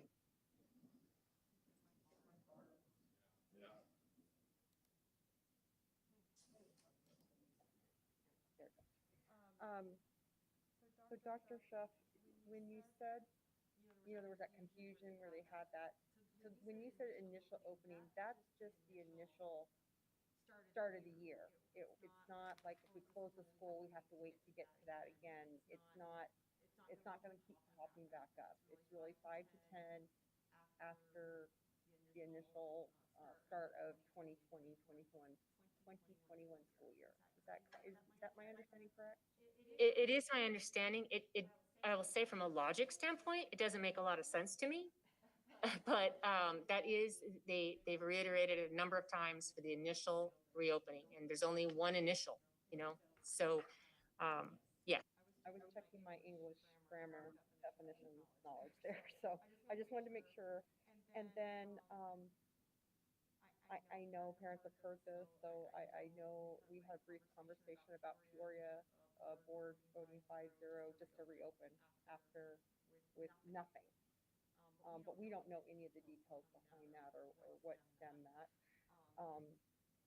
Based on our conversation, because neither one of us have had that conversation with anybody there. So again, it's one of those things. Do we listen to the expert and go with 3 benchmarks, understanding that there might be other reasons for closure? Understand the 2 benchmarks is kind of like our threshold, but at what point do we not listen to the experts here and listen to the experts for this reason? And I think, again, that's where I think the public has an issue. We say, let's listen to the experts, and then we don't. I think that's where it gets a little muddy for parents. I absolutely understand, you definitely want kids safe. You wouldn't put kids, extra kids on a bus when we didn't have the seats for it, just because we need to put up, get 90 kids on a bus that seats 60. We wouldn't do that because it's not safe. So I get that. I'm kind of leaning towards let's stick with they're recommending 3 benchmarks with the understanding that there may be other reasons we have to close because the safety. I think Suzanne said earlier. I mean, obviously, achievement is a big responsibility of this board, but safety is as big. It's a value. It's not just a goal; it's a value. And I think I believe, I'm not speaking for the rest of the board, but I believe we all value children's safety. So that's, again, I don't want to muddy the waters more, saying we're going to listen to the experts here, but not here. And that's, I'm just wanting to have as much consistency for parents when we make a decision as possible. With the caveat, if it's not safe, we may have other reasons to close.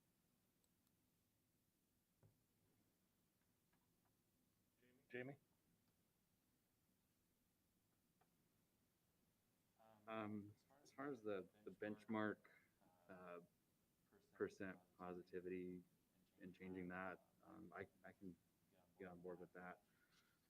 I am torn. I think 3 benchmarks is what I would prefer, and I think that that's substantiated by exactly what Kathy said, that that's what a recommendation is. But I can also appreciate your concern, being that we haven't been there, so we don't know. I mentioned earlier, my wife's a teacher. Both of her parents are also teachers, and both of her parents also got COVID, as well as her grandmother, who's also a teacher, who also got COVID. So in my family, there's been 3 teachers who were out for about 2 weeks each. And same thing. The subs are there, and the kids aren't getting a quality education that way too. So that's why I'm torn. And they're all okay. They've all gotten over COVID, and so again, like we've been talking, and as COVID is spreading and we're learning more and we're seeing that it's not as bad, and I understand what you said too, Mark, about it does take lives, and so I do want to protect lives, but I guess in the end, I would go with 3 benchmarks. I think that's what's being recommended.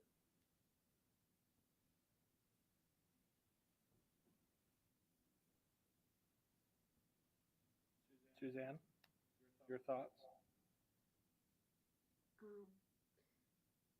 Kathy, I think you're absolutely right. We all value, safety first, and then, we know. And then there's 2 things. I'm 5 to 10%. That's what the experts are saying even though I think that everybody thinks that they're an expert at this point, I feel like before we were getting a more, if you want to say, parallel opinion from the Department of Health Services for the state, opposed to the county and the CDC, and now all three of them are not lining up as far as their categories. The core indicators from the CDC don't line up with what our state's doing, and Maricopa County is still their data dashboard is still not lining up with the Arizona Department of Health Services recommendation for 3 red is the only time you should close schools. So it's sort of like who do we believe at this point for experts? And I get that the parents are the experts for their children, so they are saying they want schools open. But my question to Dr. Schaff, and I mean, you answered it a little bit, was about where is this tipping point? It doesn't look like we would be able to make it to 3 red to stay open. Have we really been able to stay open 2 more weeks with the district office shutting down and being on quarantine and having other schools closed and several subs take that back. No subs for distance learning. Several classes in distance learning had no teacher. So I just am wondering, really, could we make it to 3 red? Because if we do, and also the consistency then with parents, because if we don't have we do say we do the 3 red, but we're shutting down schools intermittently all the time, is that giving them consistency of whether giving them the 2 benchmarks, red and 1 in, or 2, in substantial, 1 in moderate, then they know what's coming and what we can actually staff. Mrs. McAvoy, excellent question. And I appreciate the board asking for that input or insight from administration. I will tell you, it's untested. You know, I don't have an answer definitively of what we could do or we couldn't do.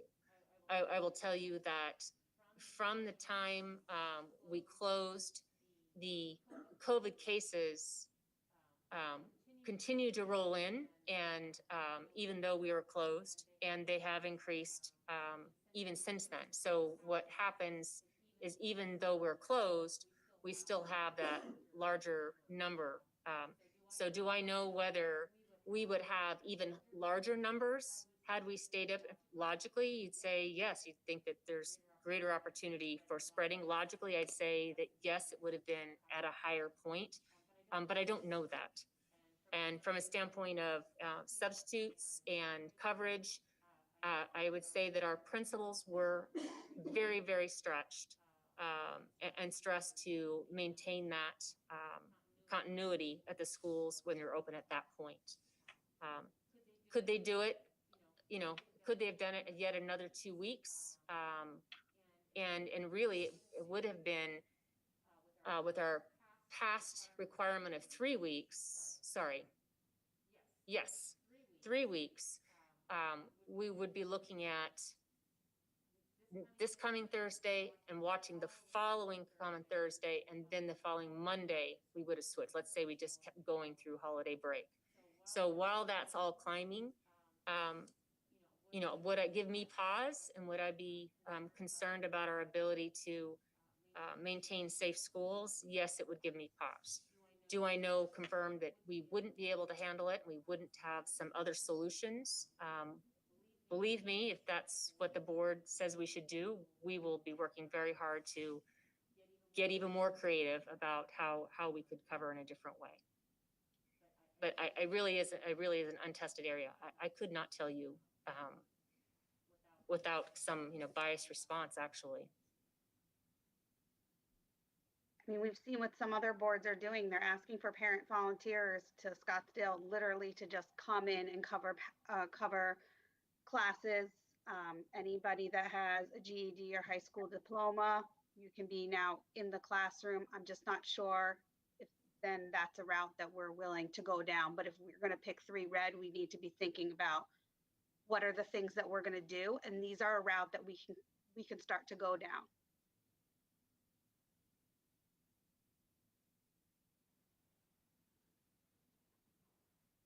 that was gonna be, that's kind of my question to administration of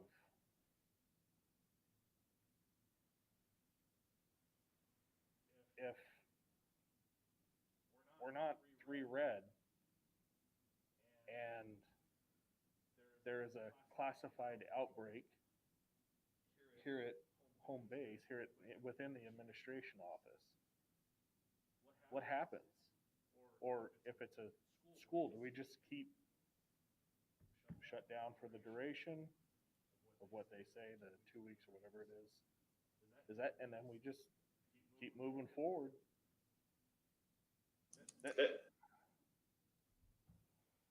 So we've had a couple of schools, more than a couple of schools now, on outbreaks. We tested our ability to support schools that were on outbreak, because what happens is, not surprisingly, the principal happened to be in the classroom, with the COVID student or excess. Our front office staffs were exposed. So administration here at the district office, Mrs. Camp went to one school and I went to the other school. And we essentially camped out at those schools to provide administrative support, and try to, from our operational standpoint. What made it easier at that time was that by and large, there were exposures. So our teachers were still healthy enough to be teaching from quarantine. I think the growing concern now will be, as more people are getting it, and if we have a teacher that is actually out and out sick for 2 weeks, now that's a different level of coverage that we're going to have. If our intent truly is to have learning taking place. So that's kind of partially what I mean by the tipping point. One is our in-person classes have at least a physical person there to supervise their safety. Next level up, a person there that is qualified and able to contribute to their learning during that time. And if both of those things, are at risk, that becomes my concern. Now, if you are with 3 benchmarks, you very well the threshold may truly actually be before the 3 benchmarks hit for the district. We'll have some schools that are considered an outbreak. And I think that's to Mrs. McAvoy's point is, and parents may say, I'd rather do that because at least I know how long it's going to be. I've got an opportunity of when I'm going to come back. Or parents may say, this is in and out. I don't know what to count on from a childcare standpoint. This is challenging because it's the inconsistency of it. I don't know that we're in a win-win kind of. It's another one of those lose-lose situations. And I know our administrators,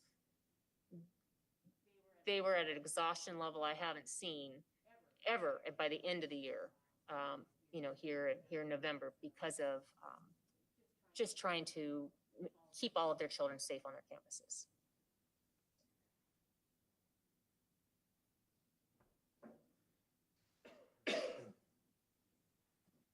So for me,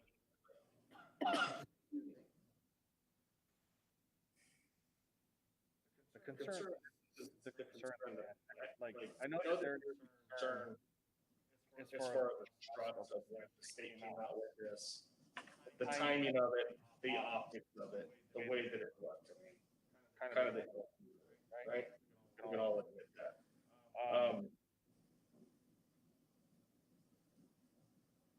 I'm to the point where I want to trust them, the state, that there was no ulterior motive, right?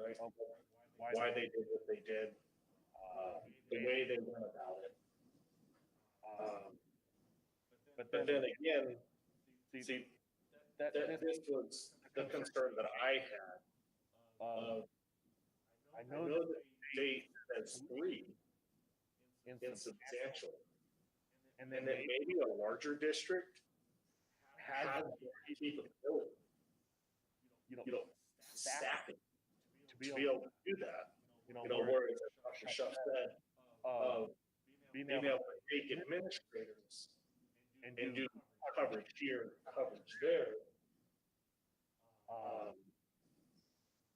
Whereas my concern is our district, I don't know that we have that capability, and I wonder some of maybe some of our neighboring districts going west, you know what I mean?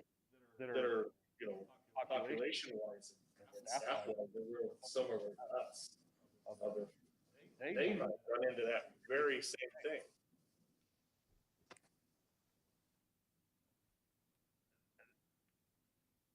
I'm not necessarily against 3 benchmarks.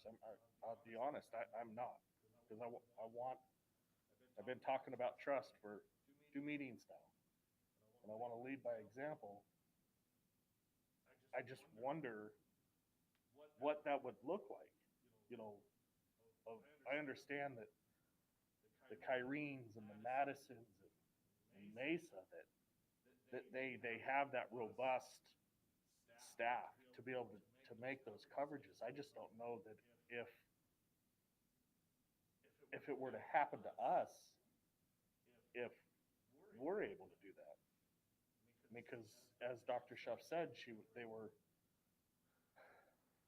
stretched right there at that point with 2 benchmarks. I mean, just my thoughts. I think that goes back to the comment I made earlier about building the plane as we're flying it, because you know, these are all great questions. You know, we just don't know, because you have a singular, you know, people are getting well, the 10 days is older, they're back in, so we never got to really that point. You were kind of at that stretch mark, but would we have broken the system? We just don't know.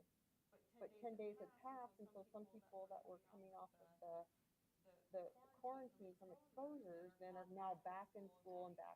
So again, I mean, I definitely, you know, contrary to opinion, I don't want the principals pulling what hair they have left out. No names to be named, but I don't want that. But again, I mean, we talked about the trust. We all speculated things might change after the election, and they didn't. COVID's still here. You know, it's still here, but there seems to be a more settling level of information coming out because there's more information to have. I can't say here is I'm going to stand by this no matter what, and it's the right decision. No, the only piece of information I have is this what's been recommended, and we said we were going to trust the data and we want to be data driven, and that's kind of where I'm at. So I would add that if the board went with 3 benchmarks, then certainly I think principals, district administration would need to come together to look at what's needed, you know, to be viable, so that and then have the, you know, and maybe that's something we bring back in January is the authority to do. What's our authority to be able to, you know, in the same way when it was pouring down rain, we got to get the kids on the bus before they can't get out of Rainbow Valley School. You know, we dismissed early. You know, we have the authority to do that. So I think there are some things that, you know, would allow us to do that, but it's not clear. Those are things that are not, again, not thought out in advance of how to do that. We would have to work at that, and we would. I get that, you know, from a public standpoint, we as the educators are not the ones making benchmarks. So I too have always wanted to put that onus of the responsibility on them, not all of you, not on me, you know, put that on them. I will say though that by approving at the moderate level, you know, we are using their language of some in students in person and some at home. I do think there is some intent to, you know, have some smaller groups of kids. with how we be doing that. So I think we're stretching it there. In the recommended action, I was recommending 2 weeks in and 2 weeks out, and eliminating the 3 weeks just because of that, because I was trying to imagine what this would be like if we had to go 3 benchmarks is substantial and wait 3.5 weeks, that it's already come after 12 days later data. And in the same way, returning in person, we don't want that delay as much as we can avoid it of those switches back and forth. And the 3 weeks was intended to give stability. And I really supported that stability. But as we have broadened this moderate zone and narrowed this substantial zone, it makes me uncomfortable having it be 3 weeks. And then an aside that's just a bonus by having it be 2 weeks, it's less confusing to everybody we have to communicate this to of which direction are we headed, whether it's 2 weeks or 3 weeks. So I would just point out that in the recommended action, I'm recommending 2 weeks in and 2 weeks out, regardless of whether we're getting increasing or decreasing benchmark threshold levels. So what I'm wondering is, what I'm hearing for is that trust in the trust in your. That's what I'm hearing. And then what I'm hearing from administration is that they can't tell us what that plan looks like. Yeah. That they would have to dive a little deeper and see, come up with a plan of what that would look like. So what I wonder is, with administration knowing what the board is favored of letting us know if they have the utmost confidence that they can make that happen. Because I think we won't. We want the in and out to stop. That we all recognize that that's the quality. The last thing we want to do, I think, for me, it's to set up a benchmark that is setting up to fail, if you will. You know, as far as in that goal. So I'm just would there be possibly the table this, just this one, to let administration and the principals get together and truly crunch some numbers of what that would look like? I mean, numbers are sky high right now to begin with. So I don't think we stand a chance of coming back this Thursday, do we? If we were to rule on this tonight. I haven't looked, that's why I'm asking. Oh, right now, the most recent, the recent information was 2 of 3 benchmarks were at the red, 1 is yellow. I think it's probably reasonable to expect that all 3 would be in the benchmark in substantial this next week.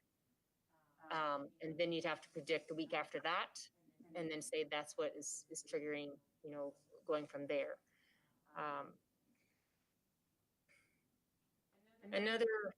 Again, it's the board's appetite to come back to these decisions.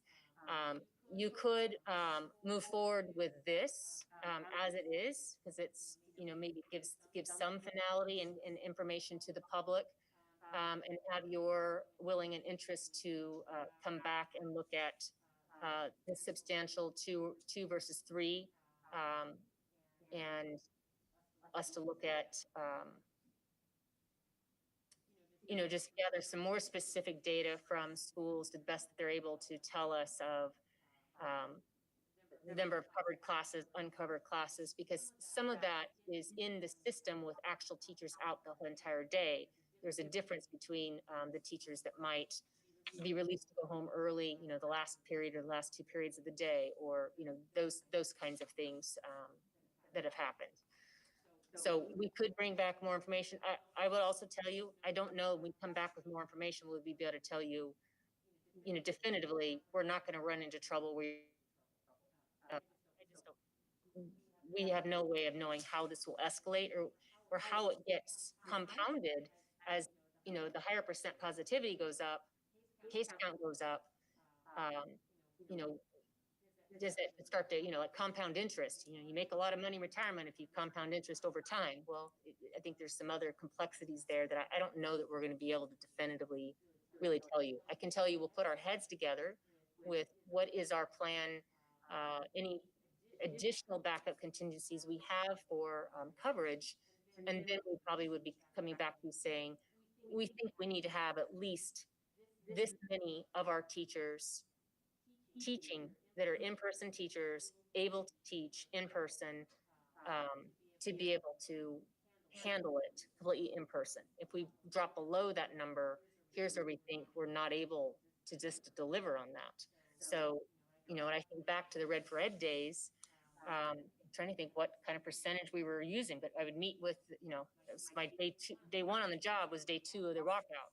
And we circled the wagons with the principals, each day, either by phone or in person, and we'd say, what percentage of your teachers will be here tomorrow? What percentage of you? And we, kind of determined I think, Mr. Bower, about 65% is what we thought. We kind of had to have about that many, because we knew we could divide kids out. And in this COVID situation, we really shouldn't be dividing kids out amongst other places. So some of the strategies we've used in the past don't work in this environment.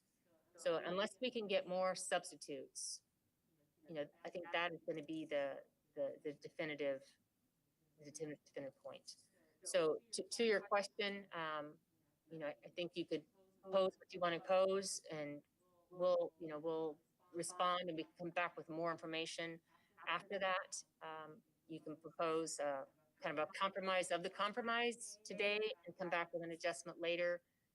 I mean, for me, as a member of this board, I don't want to make a decision and then come back and make another decision on it. For me, it would either be, let's do all 3 benchmarks, substantial, as the state says, and then if we're not able to meet that threshold, then we're not able to meet that threshold. Getting back to what I had talked about of just pure staffing numbers, we just,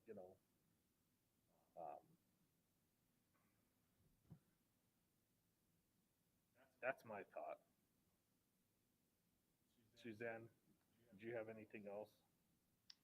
I mean, my preference would be to table it and get some more information about how we would staff when we got to that threshold. I feel like I feel like we keep talking about the health experts, which is what we've been following, but also we have a recommendation in front of us from our educational experts saying two thresholds in substantial and 1 in moderate. So I would like to see how our district is going to be able to handle having a teacher in the classroom, actual teaching taking place when we are in a 3, what their plan is for coverage if we are at a 3 substantial, or just how are we going to be if 50% of our staff is going to be out.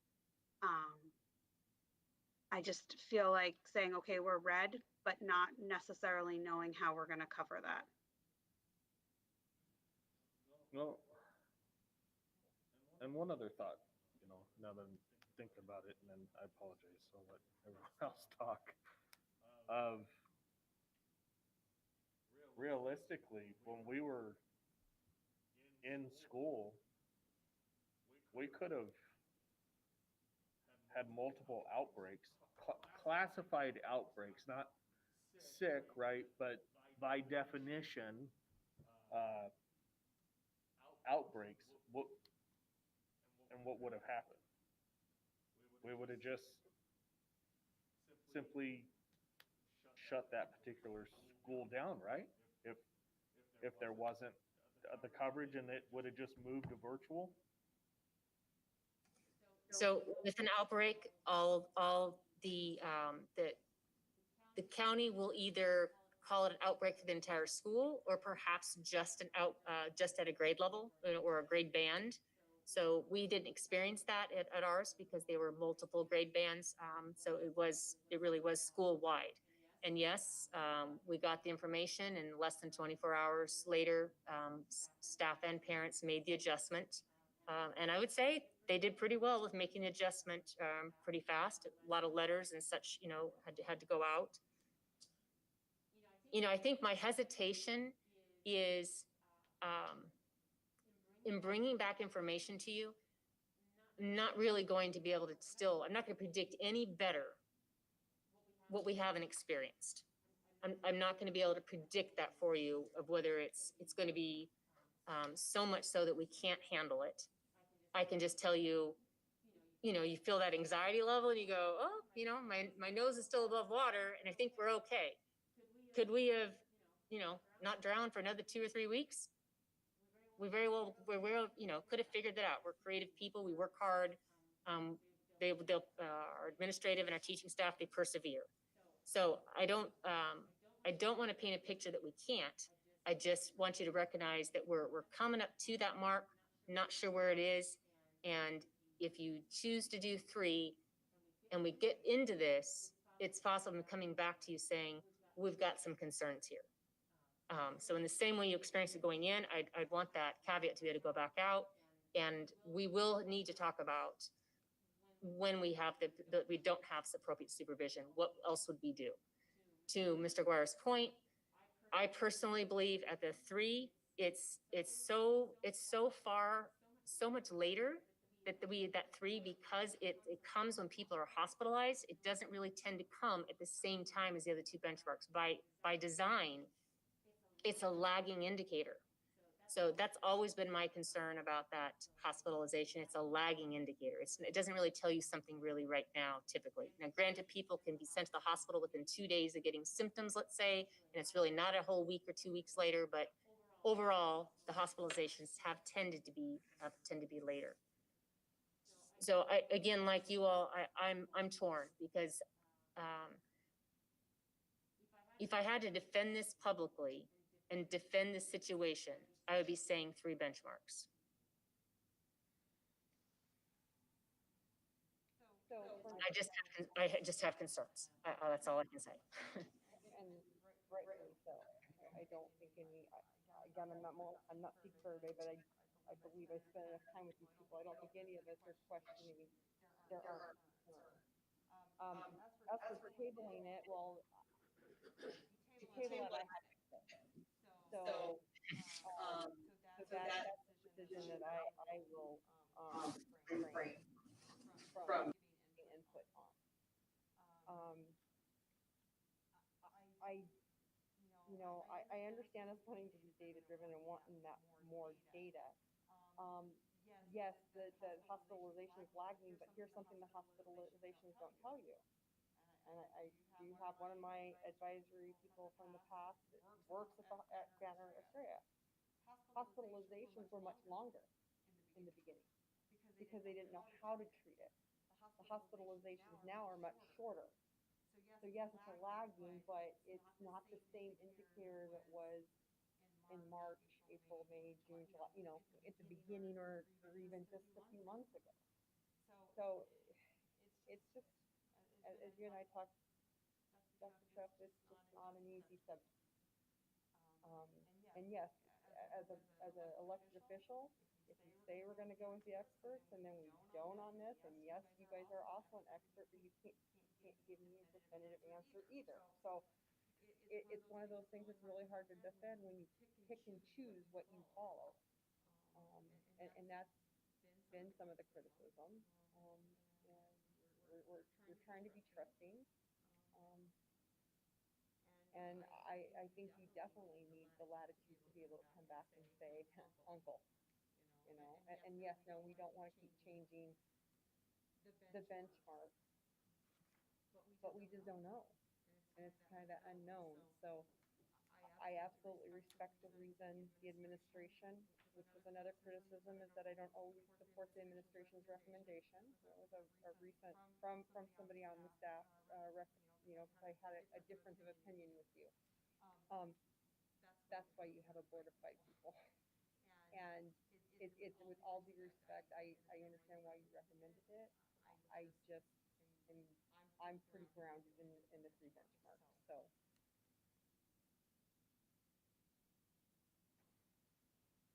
So when I was first looking at these, 1, 2, or 3 benchmarks, my initial thought was 3 is our goal. That's where we want to get to. And I believe we will get there one way or another, because if you just look at the history, which is a short history of COVID, everybody was really afraid of it, or mostly everybody was afraid of it. And am I not talking loud enough? Sorry. So everybody was, mostly everybody, I'm sorry, was afraid of it. And then as it's continued, everybody's kind of gotten more comfortable with it. The majority have gotten more comfortable. And I say that because, everybody keeps saying it. Everyone's going to restaurants and grocery stores, and, they have the option to do a pickup, but they're going in the store. And that's not everybody, but that's the majority. So if we were to go with benchmark 2, or 2 benchmarks, I'm sorry, with 2 benchmarks tonight, I think we're going to revisit this regardless. And if we go with 2 benchmarks, then we're going to revisit in the near future to go with 3, because I think that, and I could be wrong, but I think that the administration will sort of find your I forget the word is, but the endurance, or your pace. And so if we went with 3, we could be revisiting it again in the near future to bring it back down, because maybe that pace was too much. And that's sort of why I went with 3 benchmarks, because I think that we could, but I'm not in your situation, so I don't want to be disrespectful and unappreciative of everyone's situation. So if it's just gradual steps and going with 2 benchmarks tonight, I predict we'll be revisiting this soon, and we have to, because things change.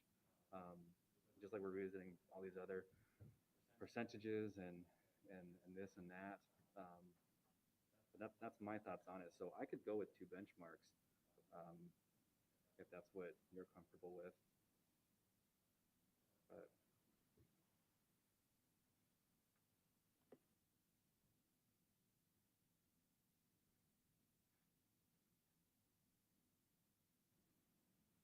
Go ahead, Suzanne.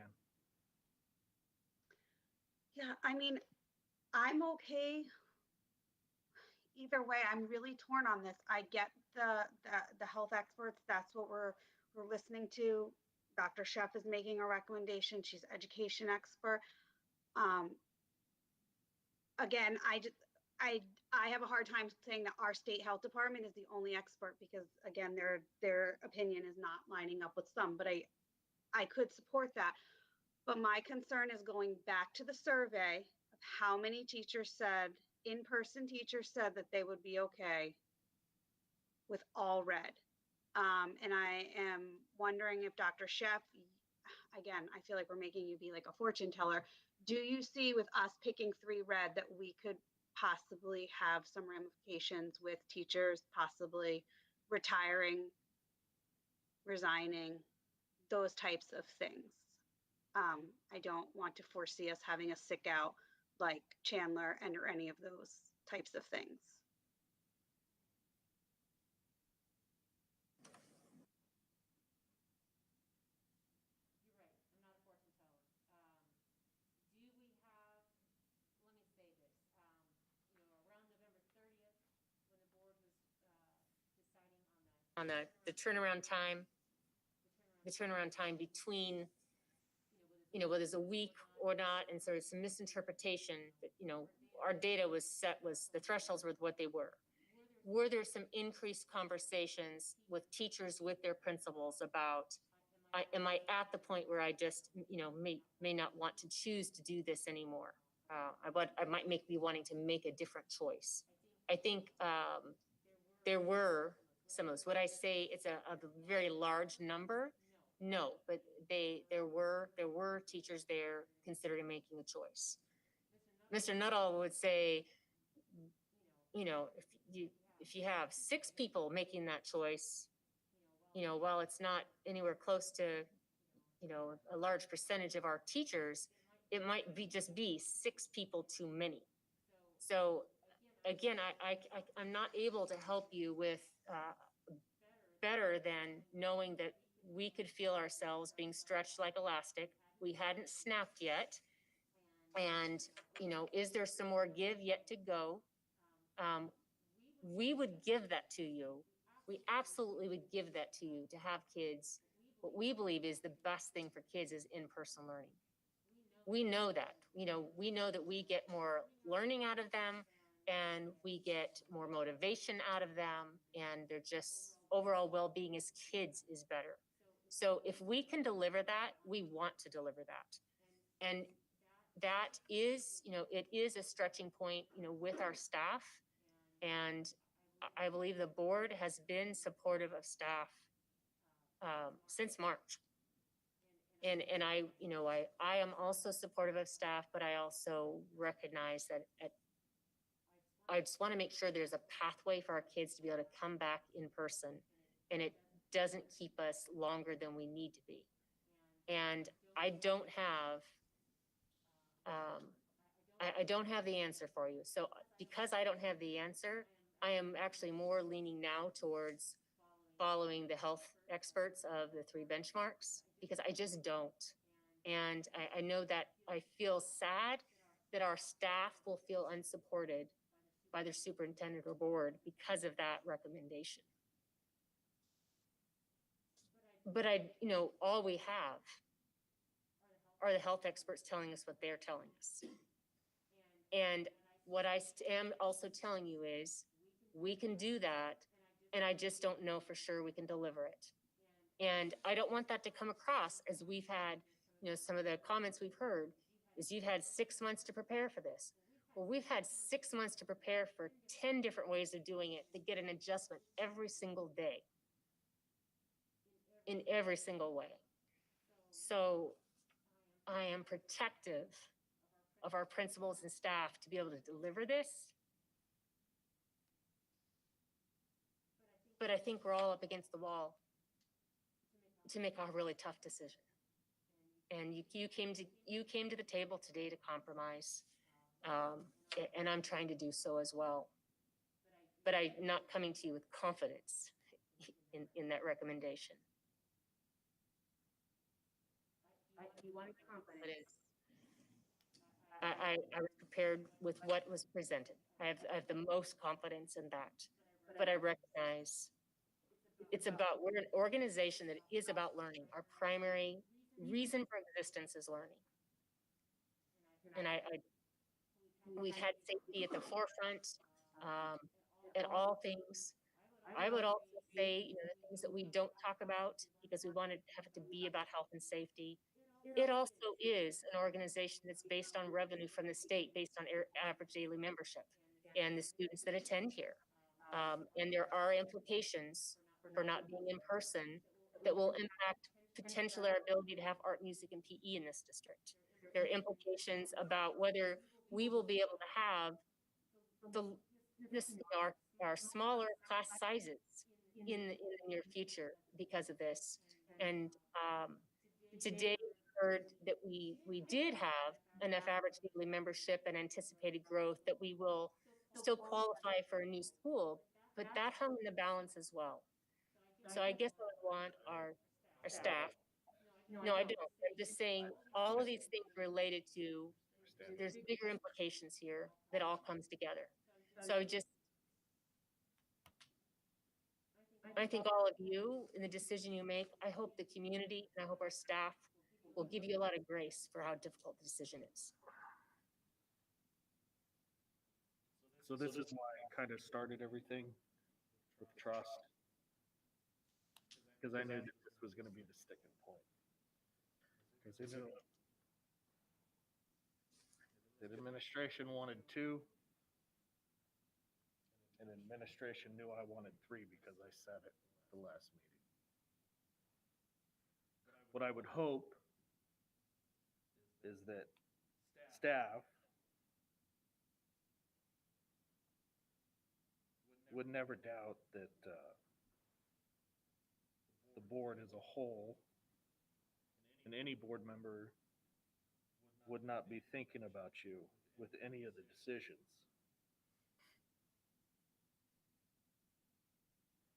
And the reason why I said 3 benchmarks is because at some point you got to trust the experts. So I don't want to question them just the same way I would never question a teacher or an educator about the way that they're teaching, because those are things I just don't understand.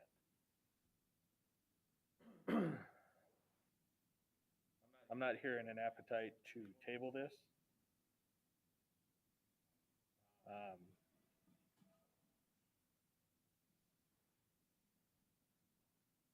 I think that we need to make a hard decision tonight, and that if administration if we simply do not have the numbers to be able to do it, then that they feel confident enough to be able to come back to this board and say, we want to do this, we just simply don't have the numbers to be able to do it. And then at that point, then we look at it again. So my feeling is that we go with the data that we're being presented at this moment in time.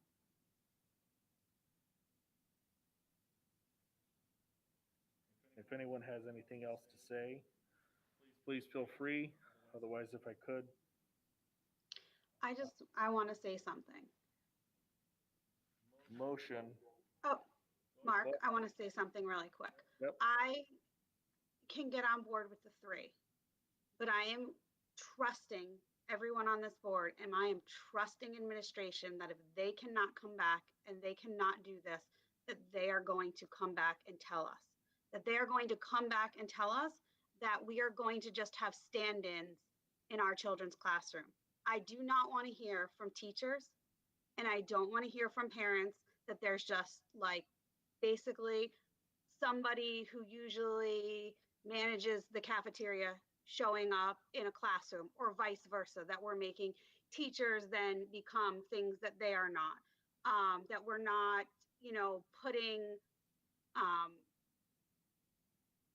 I just feel like people are been hired for their positions, and I know we're going to have some coverage, but I don't want to hear that we're sticking instructional aides with like 60 kids and those kinds of things. If you're asking us for trust, we are asking them for trust, and I sure hope that we get the full story and not what some parents just want to hear.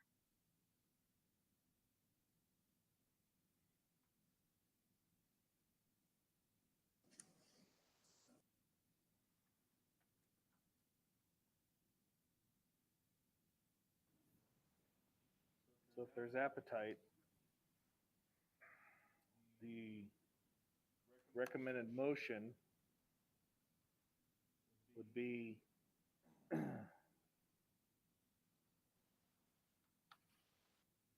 I losing my spot here? Ain't I? There it is. To move the overall benchmark threshold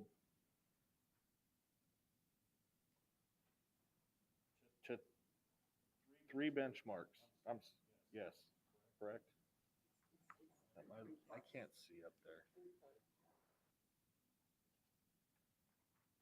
Yeah, there's.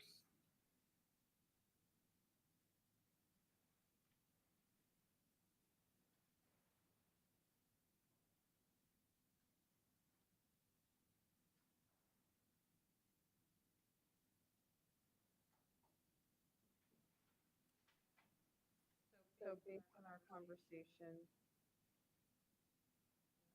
I'll reserve the right to amend this following motion. I make a motion that the Liberty Elementary School District Health Benchmark 2 for percent positivity increase the range from moderate threshold to 5 to 10% to match the Arizona Department of Health Services recommendation, and that the criteria to meet an overall health benchmark threshold is 3 benchmarks, correct? At the threshold of minimal, moderate, and substantial for 2 consecutive weeks, whether the threshold indicates increase or decrease COVID spread.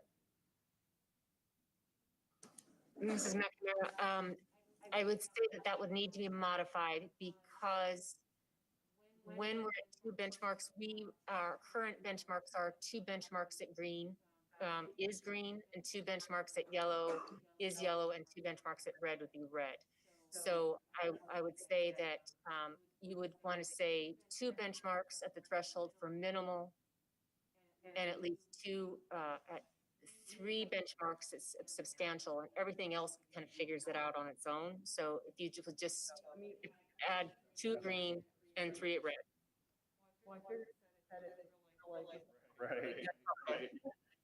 So I'm gonna amend my motion to the, make sure I got this right. LESD benchmark 2 for percent positivity increase the range of monitored threshold to 5 to 10% to match the Arizona Department of Health Services recommendation, and that the criteria to the overall benchmark threshold is 2 benchmarks at green, Minimal, green minimal.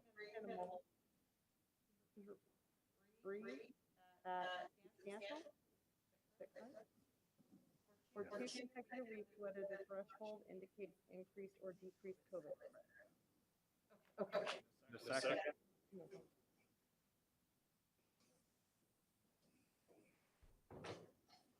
Second. All those in favor? Suzanne? Aye.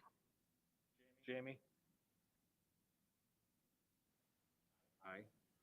Kathy? Aye. I am also an aye. So to show that it approved unanimously.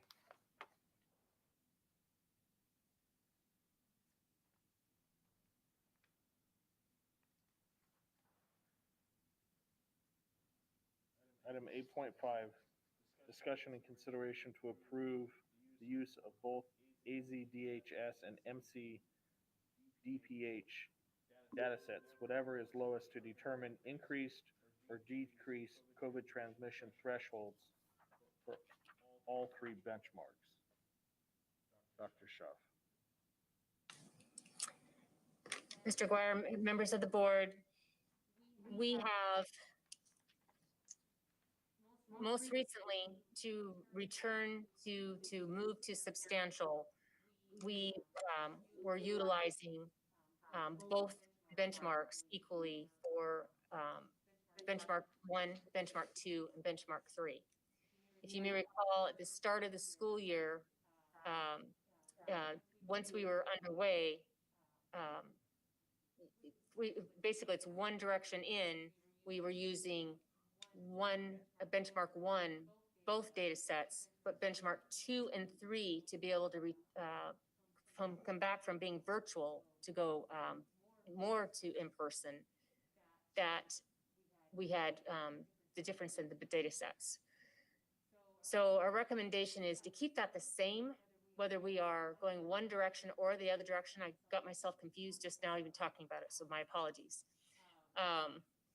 And I've struggled with this all along. So we just made the decisions at a couple of different meetings, and this would help to clean up that confusion, having it be the same. There has been criticism from people about picking and choosing your data. I would say my response to that is no. I'm not a statistician, but I would say that we are looking at the validity.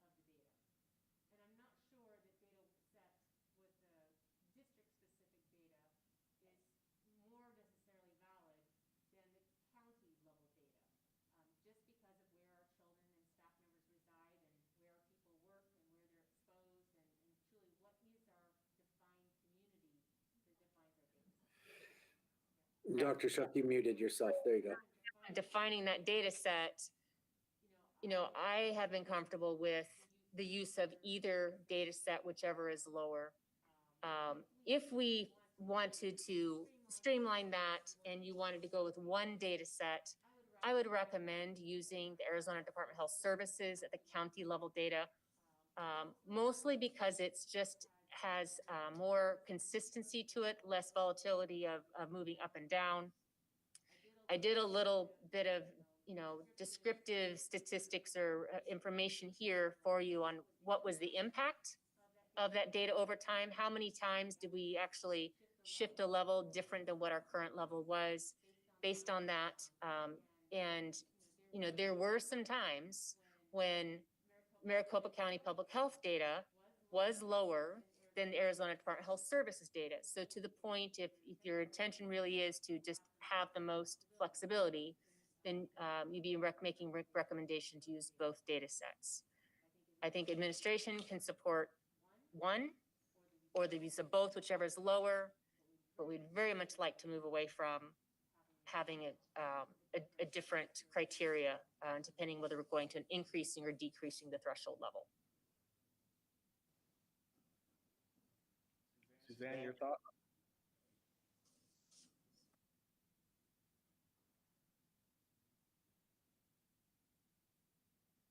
Suzanne?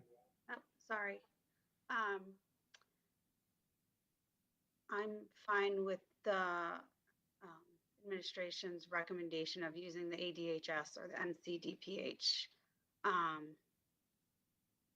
Whichever is lower. I struggle with it a little bit because we wanted it district level. We felt like that majority of our students are within the district, even though we have lots of variances. It's not outside of district lines when we looked at that map, I believe. I know you said that it was older.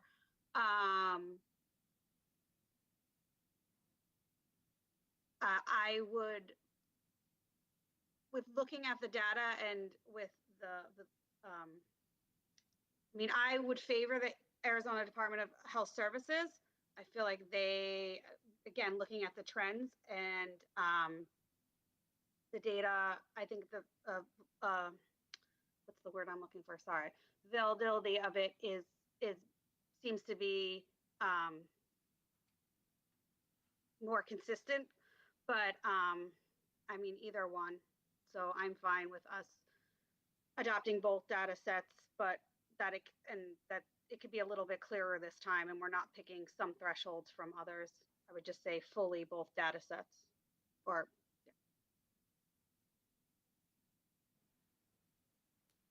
Jamie? Yeah, I just ditto Suzanne.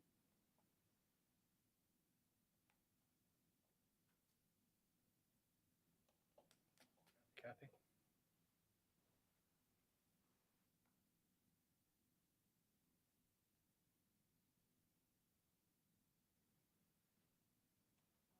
Yes, I can support the recommendation of the administration. Could I have a motion for 8.5, please?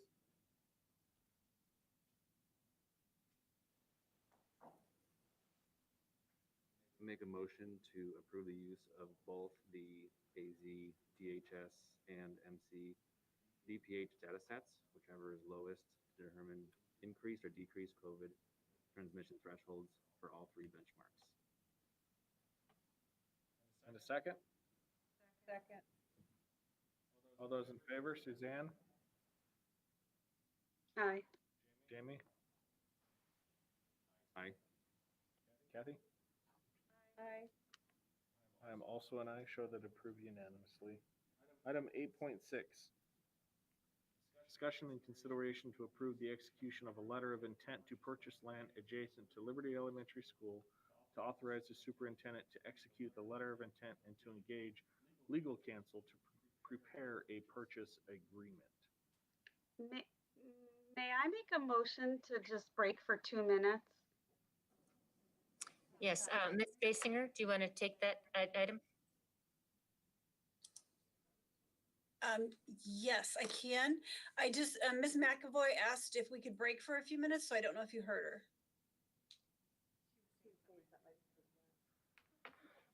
With that, if I could have a motion to take 5-minute break? Oh,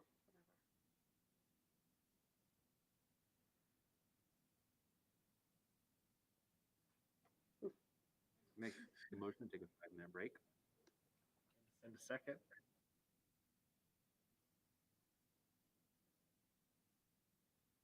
I second. All those in favor? Jamie? Kathy? Suzanne? Aye. I am also an aye. We'll reconvene at 9:40.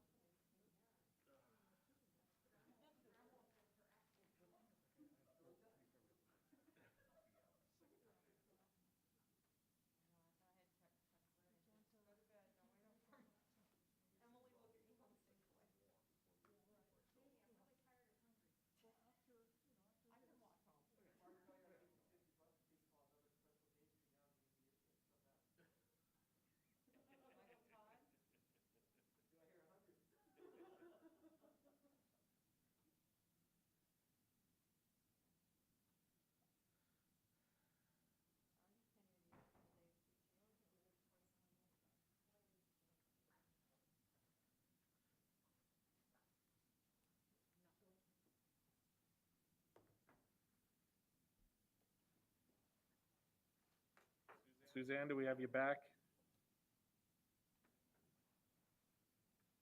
Okay. I'd like to go ahead and call the board meeting back into order at 9:40. We're on item 8.6. I believe Mrs. Basinger was getting ready to say something. Go ahead. Good evening, Mr. President, members of the governing board. Information was included in the board packet regarding the approval to execute a letter of intent to purchase land adjacent to Liberty Elementary School District and to authorize the superintendent to execute the letter of intent and to engage legal counsel to prepare a purchase agreement. We created a presentation and that was included in the packet. And I just wanted to reiterate the purpose of the agenda item is just was to discuss that preliminary site review and obtain approval to enter into negotiations to purchase that real property. It allows the administration to explore the options that are available to the district, and a contract to purchase real property will be brought back to the governing board for approval. And I have a presentation that I was going to go over, but it was included in the packet, and I can present that, or at the board's discretion, I can answer any questions that you might have related to that. Anyone have any questions? With that, if I could I have a motion to approve item 8.6? I make a motion to approve the execution of a letter of intent to purchase land adjacent to Liberty Elementary School, to authorize the superintendent to execute the letter of intent and to engage legal counsel to prepare a purchase agreement. Second? Second. All those in favor, Suzanne? Aye. Jamie? Aye. Kathy? Aye. I'm also an aye, show that approve unanimously. Excuse me. Item 8.7. Dr. Schuff? Or is this Mr. Nuttall? Mr. Guire, members of the board, each year following the budget cycle, we come forward with an organization chart. And if we have additional positions, we will make a revision to that org chart. In this case, I'm bringing back a slight reorganization to the district office organization staff. And that comes at overall with a budget savings right around $12,000. And this will, in effect, do a couple of key things. One will be to reduce the position of senior HR generalist to HR generalist, and effectively shift an HR technician to simultaneously do the roles at both the district receptionist and some of those key HR technician responsibilities for greater customer service for our community. And then an equity shift with the director of technology position, and then a resulting savings. And this is a position that we did not fill until the halfway point. Our goal was to wait until the 40th day to see what our numbers were before filling the position at all, just in terms of being conservative as a district, even though we had board authority for the position. Going forward, this still is what the need is for the district, to have an additional HR support into the team, but we feel like we can do it going forward, at least in the next year to 2 years, without having a senior position there at that point. So overall, that's what the overall organization chart is. There are upcoming agenda items that are related to that in terms of job descriptions for change positions or additions for your approval. If this were not approved or with some adjustment to that, that would affect some of the upcoming agenda items as well. Any questions?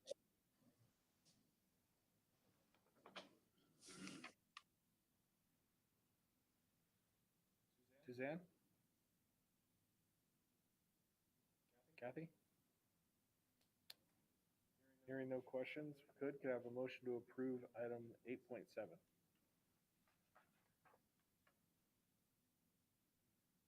Make a motion to approve the revised school year 2021 Liberty Elementary School District organizational chart.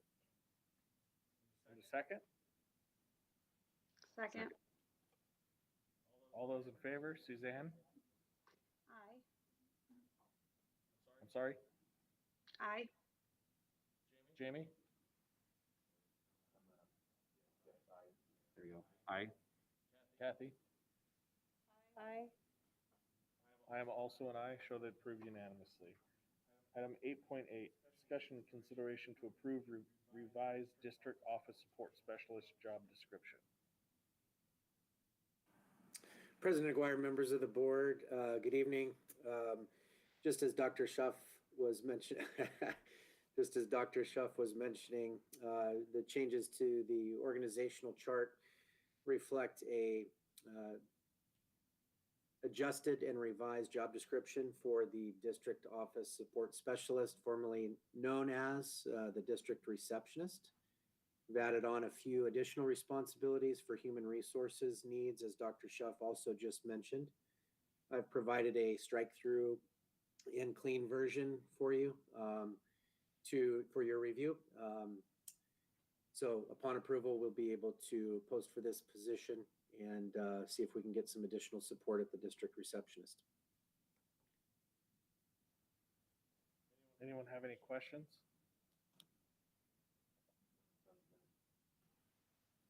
Just one last time, thank you for the strike through. There's one more.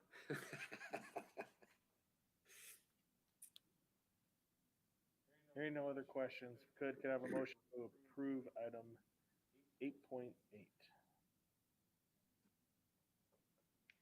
Make a motion to approve the district office support specialist job description. And a second? Second. All those in favor, Suzanne? Aye. Jamie? Aye. Kathy? Aye. I'm also an aye, show that approved unanimously. Item 8.9, discussion and consideration to approve Executive Director of Information System and Technology job description. Thank you, Mr. Aguirre. Just as Dr. Schuff alluded to just a moment ago, we have done some analysis on the equity of supervisory roles in addition to overall job duties and responsibilities. And in terms of that, our recommendation is to make a few changes, additions to the job description from Director of Information Systems and Technology to Executive Director of such. And that also includes some future planning, some future casting, some more technology plan and integration plan as well. And for the final time, I believe, Ms. McNamara, a strike-through version has been provided for you. Questions?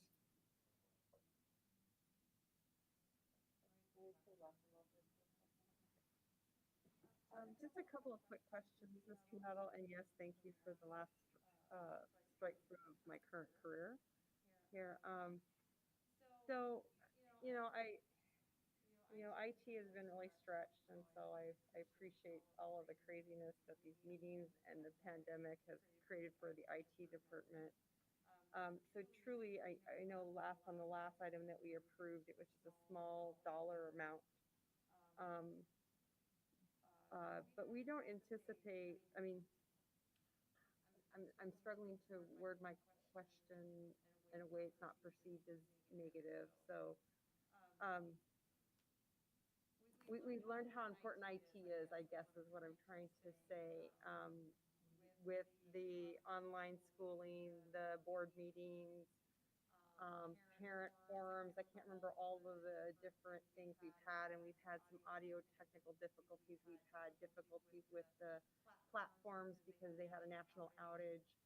Um, and if I remember correctly, which again, I'm not sure I'm remembering correctly, I believe that we were also talking about that the surveys were going into this area, like getting the surveys out were under this particular position.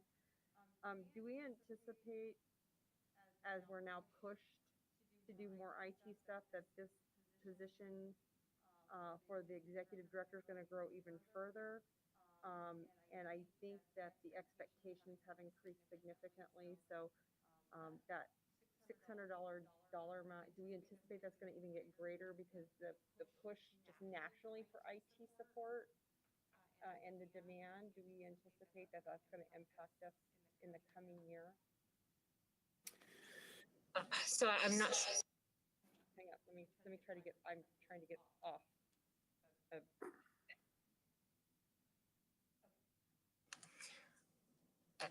So I think I hear your question is, would we be seeing this this particular position be increased further?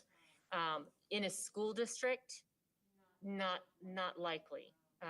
If this was trying to recruit for this level of management and IT and any other industry but education, yes, that salary would be quite a bit higher than this.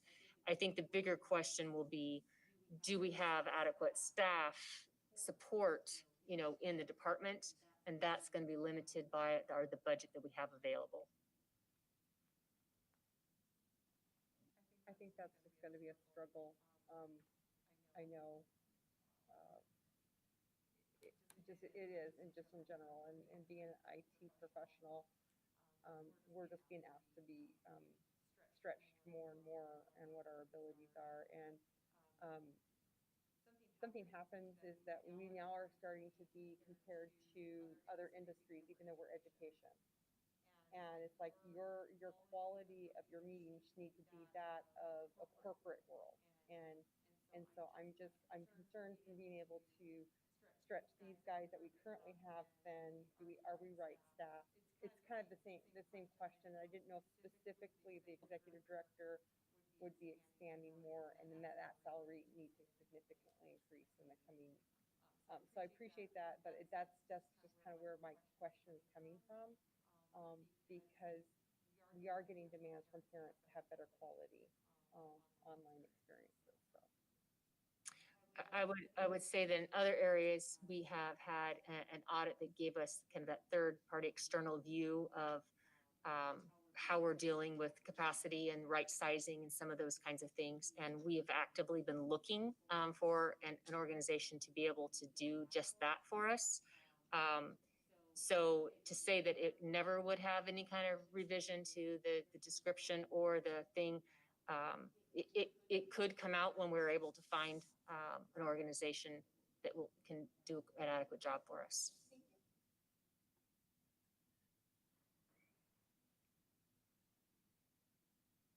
That if I could have a motion to approve item 8.9.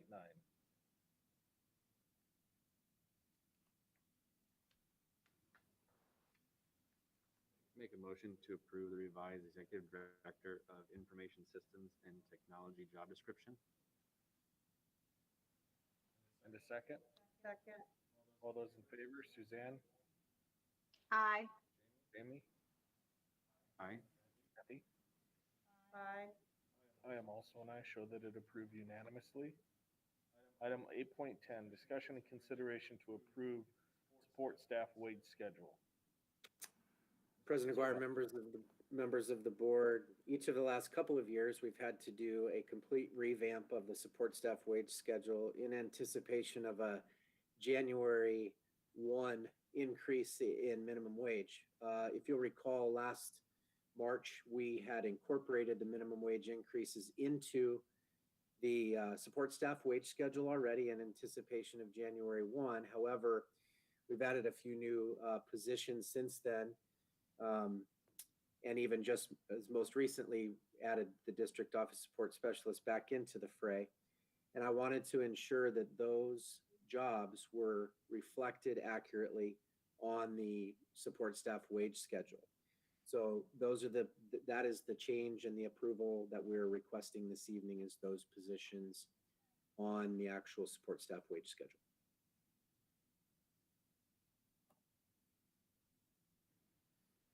Any questions?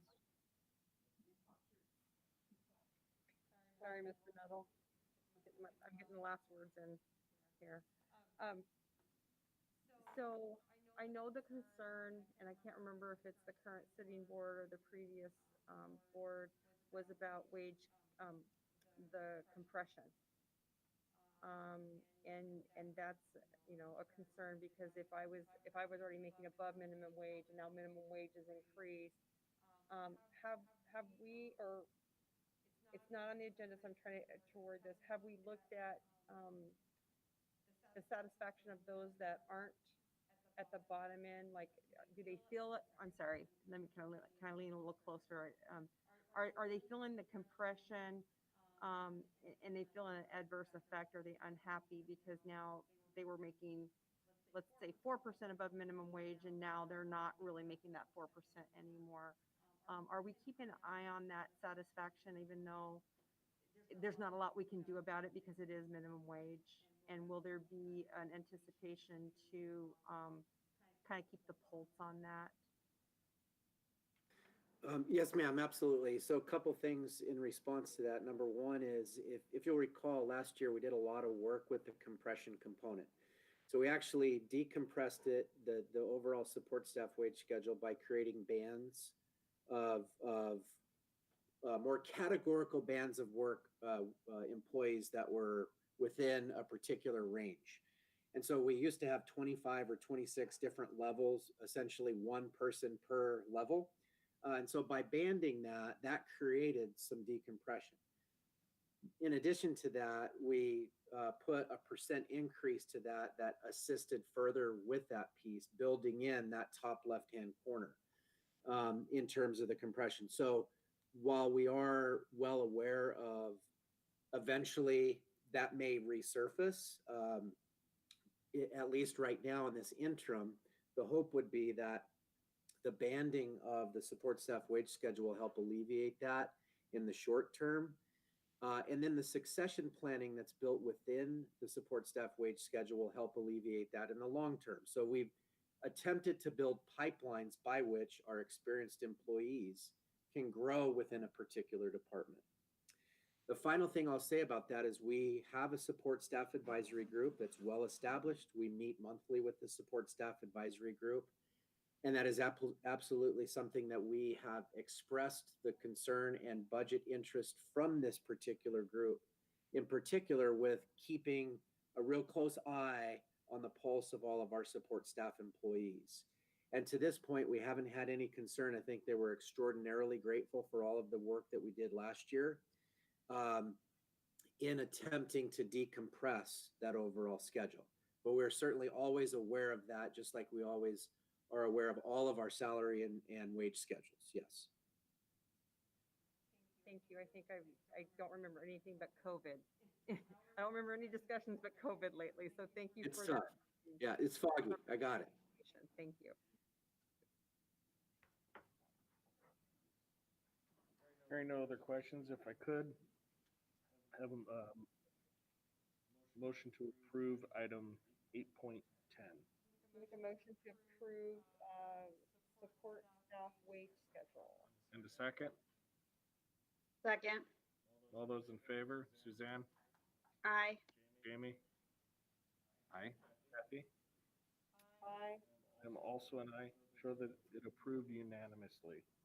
Item 8.1, discussion and consideration to approve guest teacher rate pay. Similar to the topic we just spoke about, in anticipation of an increased minimum wage, we did realize that we were going to be on January 1st below the minimum wage rate for our guest teachers. And we have done extensive work in each of the past 2 years to get the guest teacher rate of pay up to a competitive level. I believe in the fall of last year, I had presented an analysis of that. And we are very competitive with pay. We just want to make sure that we want to stay above the minimum wage mark. So the recommendation is to move that range of 1 to 15, which is our staggered range below the minimum wage, up to $100 a day from 96. That is the only change, the only recommended change. Questions?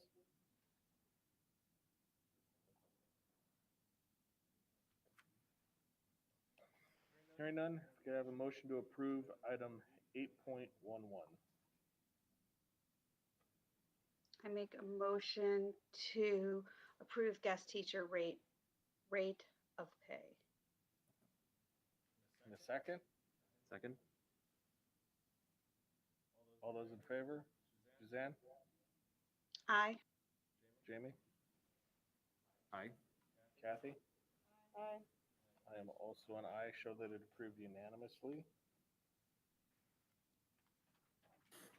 Item 8.12, discussion and consideration to approve teacher stipend compensation for coverage of classes.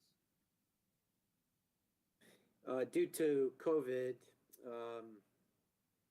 last spring, the governing board elected to temporarily suspend our perfect attendance incentive pay. As a district, we have annually budgeted around $30,000 for perfect attendance pay. Obviously, in this year, we are not going to be awarding perfect attendance pay for obvious reasons that we've spoken about probably for the last 4 or 5 months. And after communicating with the teacher advisory group, one of their interests was to provide some incentive for coverage, as we've talked about at length tonight, with methods by which we can get coverage. Many of our neighboring districts, many districts across the state have opted to go away from perfect attendance incentives and provide another incentive towards class coverage. It's honoring teachers' time. It creates a degree of camaraderie and unity amongst the staff, and the teacher advisory group has supported the scenarios that are mentioned here in the executive summary. Essentially, we came up with 2 types of scenarios plus 1 COVID-related scenario that under normal circumstances you can't really pinpoint. And I've provided a list of those for you to review. If you'd like for me to explain, I certainly can. But essentially, this budget component is going to then just simply be taking the place of what we had originally budgeted for our perfect attendance incentive. So it's not a negative budget impact. It is just a straight budget impact straight across for what we have always previously budgeted for. So I'd be happy to answer any other questions specific to the recommendations or desires of the teacher advisory group and how it's captured here. Questions?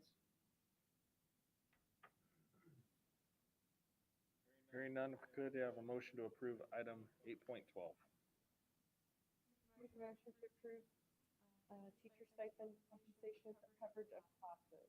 And a second? Second? Suzanne? Aye. Jamie? Aye. Kathy? Aye. I am also an aye. Show that approved unanimously. Item 8.13, this is just a discussion item. There will be no action taken on this whatsoever. Discussion on ASBA process for electing governing board president and nomination interest. So I believe that there was a ASBA event that took place and they touched base on this. A little bit of kind of what their recommendations were, which were a little bit different than ours. That basically what it seemed like to me is they put it out there. You want to put it out there a month in advance of it taking place to see where the interest is, to make sure that if somebody does have interest, that it's not one individual constantly being the board president. I would imagine is kind of the rationale behind it. Is that, I believe, did you sit in on that one, Jamie? And I know Suzanne did. Suzanne? Yeah, it was the training, yes, that took place. Oh, I don't know if it was last week or the week before for incoming board members. Yeah, they spoke a little bit about what best practices would be, just because most of us coming in have not been there for an election of a board president. And yeah, they talked a little bit about how we should bring it up before we actually vote upon it to get interest of who would be interested in it. Most likely that it would be a member that was had already been on the board with some experience, and to just stay away from like making a motion, voting, but making sure you have everybody interest and have a discussion about it before the day of before we start making the motion for the elections. Okay. Well, in other words, making sure there's a collective conversation about it. So, Well, that's a no for me. But I would say that the recommendation about maybe not a new board member with no experience with the board, but looking at Paul and Mike's background, they're not coming with like zero knowledge either. Um, Paul, I believe, was a superintendent for many years in Texas, or a principal, I can't remember, but so he's been at board meetings, he kind of, so I just wouldn't want to discount there, he may have interest as well. no, right. Yeah, that's what this is And about. Mike's a committeeman in this area, I can't remember what that title is, so they are engaged in the community. I know Paul more recently, but, so I just can discount either one of them. They might have interest. Yeah. I don't know that, but for that, but Yeah, this is kind of, it's different. Don't kill the messenger. I'm just saying what they what their recommendations. I'm just looking at the slide right now from when they for what they recommended, and no board discussion about who's what. I thought it wasn't, I just wanted to make sure that you thought it. Right. any thoughts at all, Jamie? I guess my question is, what is what was the protocol that they recommended, just discussing it with voting? To discuss it, to see if there's interest. I keep looking out to the audience here, to the two new board members, to include them, because they're coming on next month. But to see if there was interest of, make sure there's interest. Somebody wants this. So it's not a salary? Yeah, 100% of zero, Jamie, 100. Yes. I mean, I'm not interested.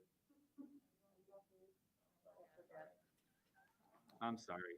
I had asked what the protocol was, and Martha explained it, and I was saying I don't have an interest in being president, if that's the question. Yeah, I think the ASBA's thinking behind it, right, is just like I said, just to put it out there and make sure everyone feels involved, and that there's no backdoor stuff going on about it. So, but anyways, I'm not anything to add? I'm not interested in it either. I mean, I just feel like learning something, new all the time, and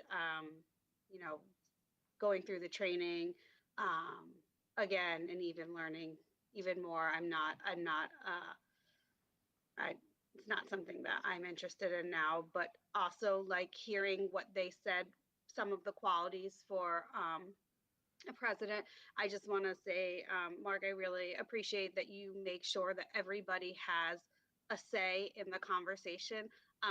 Sometimes I didn't feel like, goes around each time. Is he, it's sometimes, if you don't have your thought ready yet, you're like, oh, like calling me out, but then you going through the training and everything, and I see that this is exactly how a president is supposed to facilitate the meeting and making sure that everybody has, an equal voice and has a voice in the conversation. So I just, I really do appreciate how you are running the meetings, and as far as what the Arizona School Board Association was saying, it went right along with that. Thank you. Anything else? Are you interested in it again? So with that, we'll have that on next month's agenda. Item 9.1, board comments, agenda topic requests.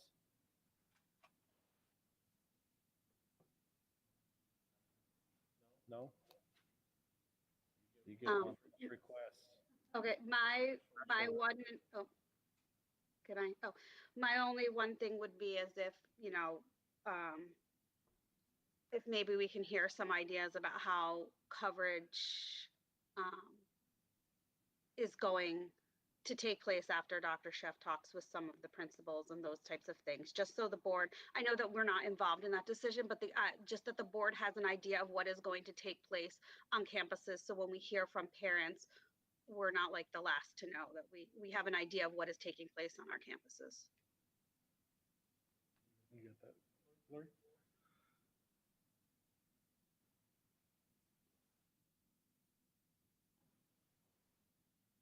Kathy? One more. I'll be out there, so I'll just listen to what y'all have to say. Okay, one thing that, one request I have, and I know this is gonna be one that's gonna take time, and we don't have answers for right now. And if I could get kind of a consensus from the board too, if they'd like to see this, of,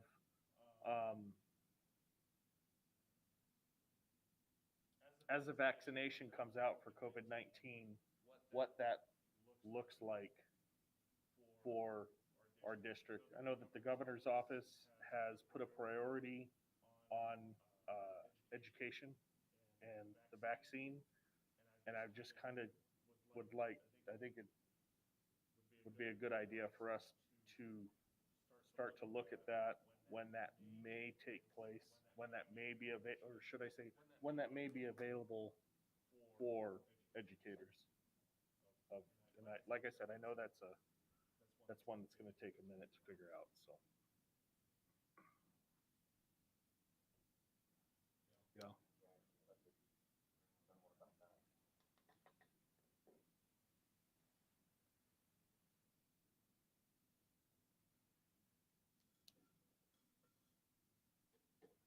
Good.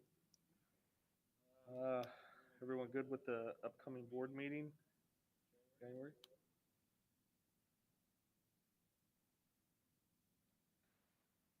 So with that, Ms. McNamara, if you could you make a motion to adjourn the board meeting? It'll be my pleasure. My last motion is to adjourn the board meeting. And a second? Second. Suzanne? Aye. Jamie? Aye. Kathy? Aye. I am also an aye. Show that the meeting adjourned at 10:14.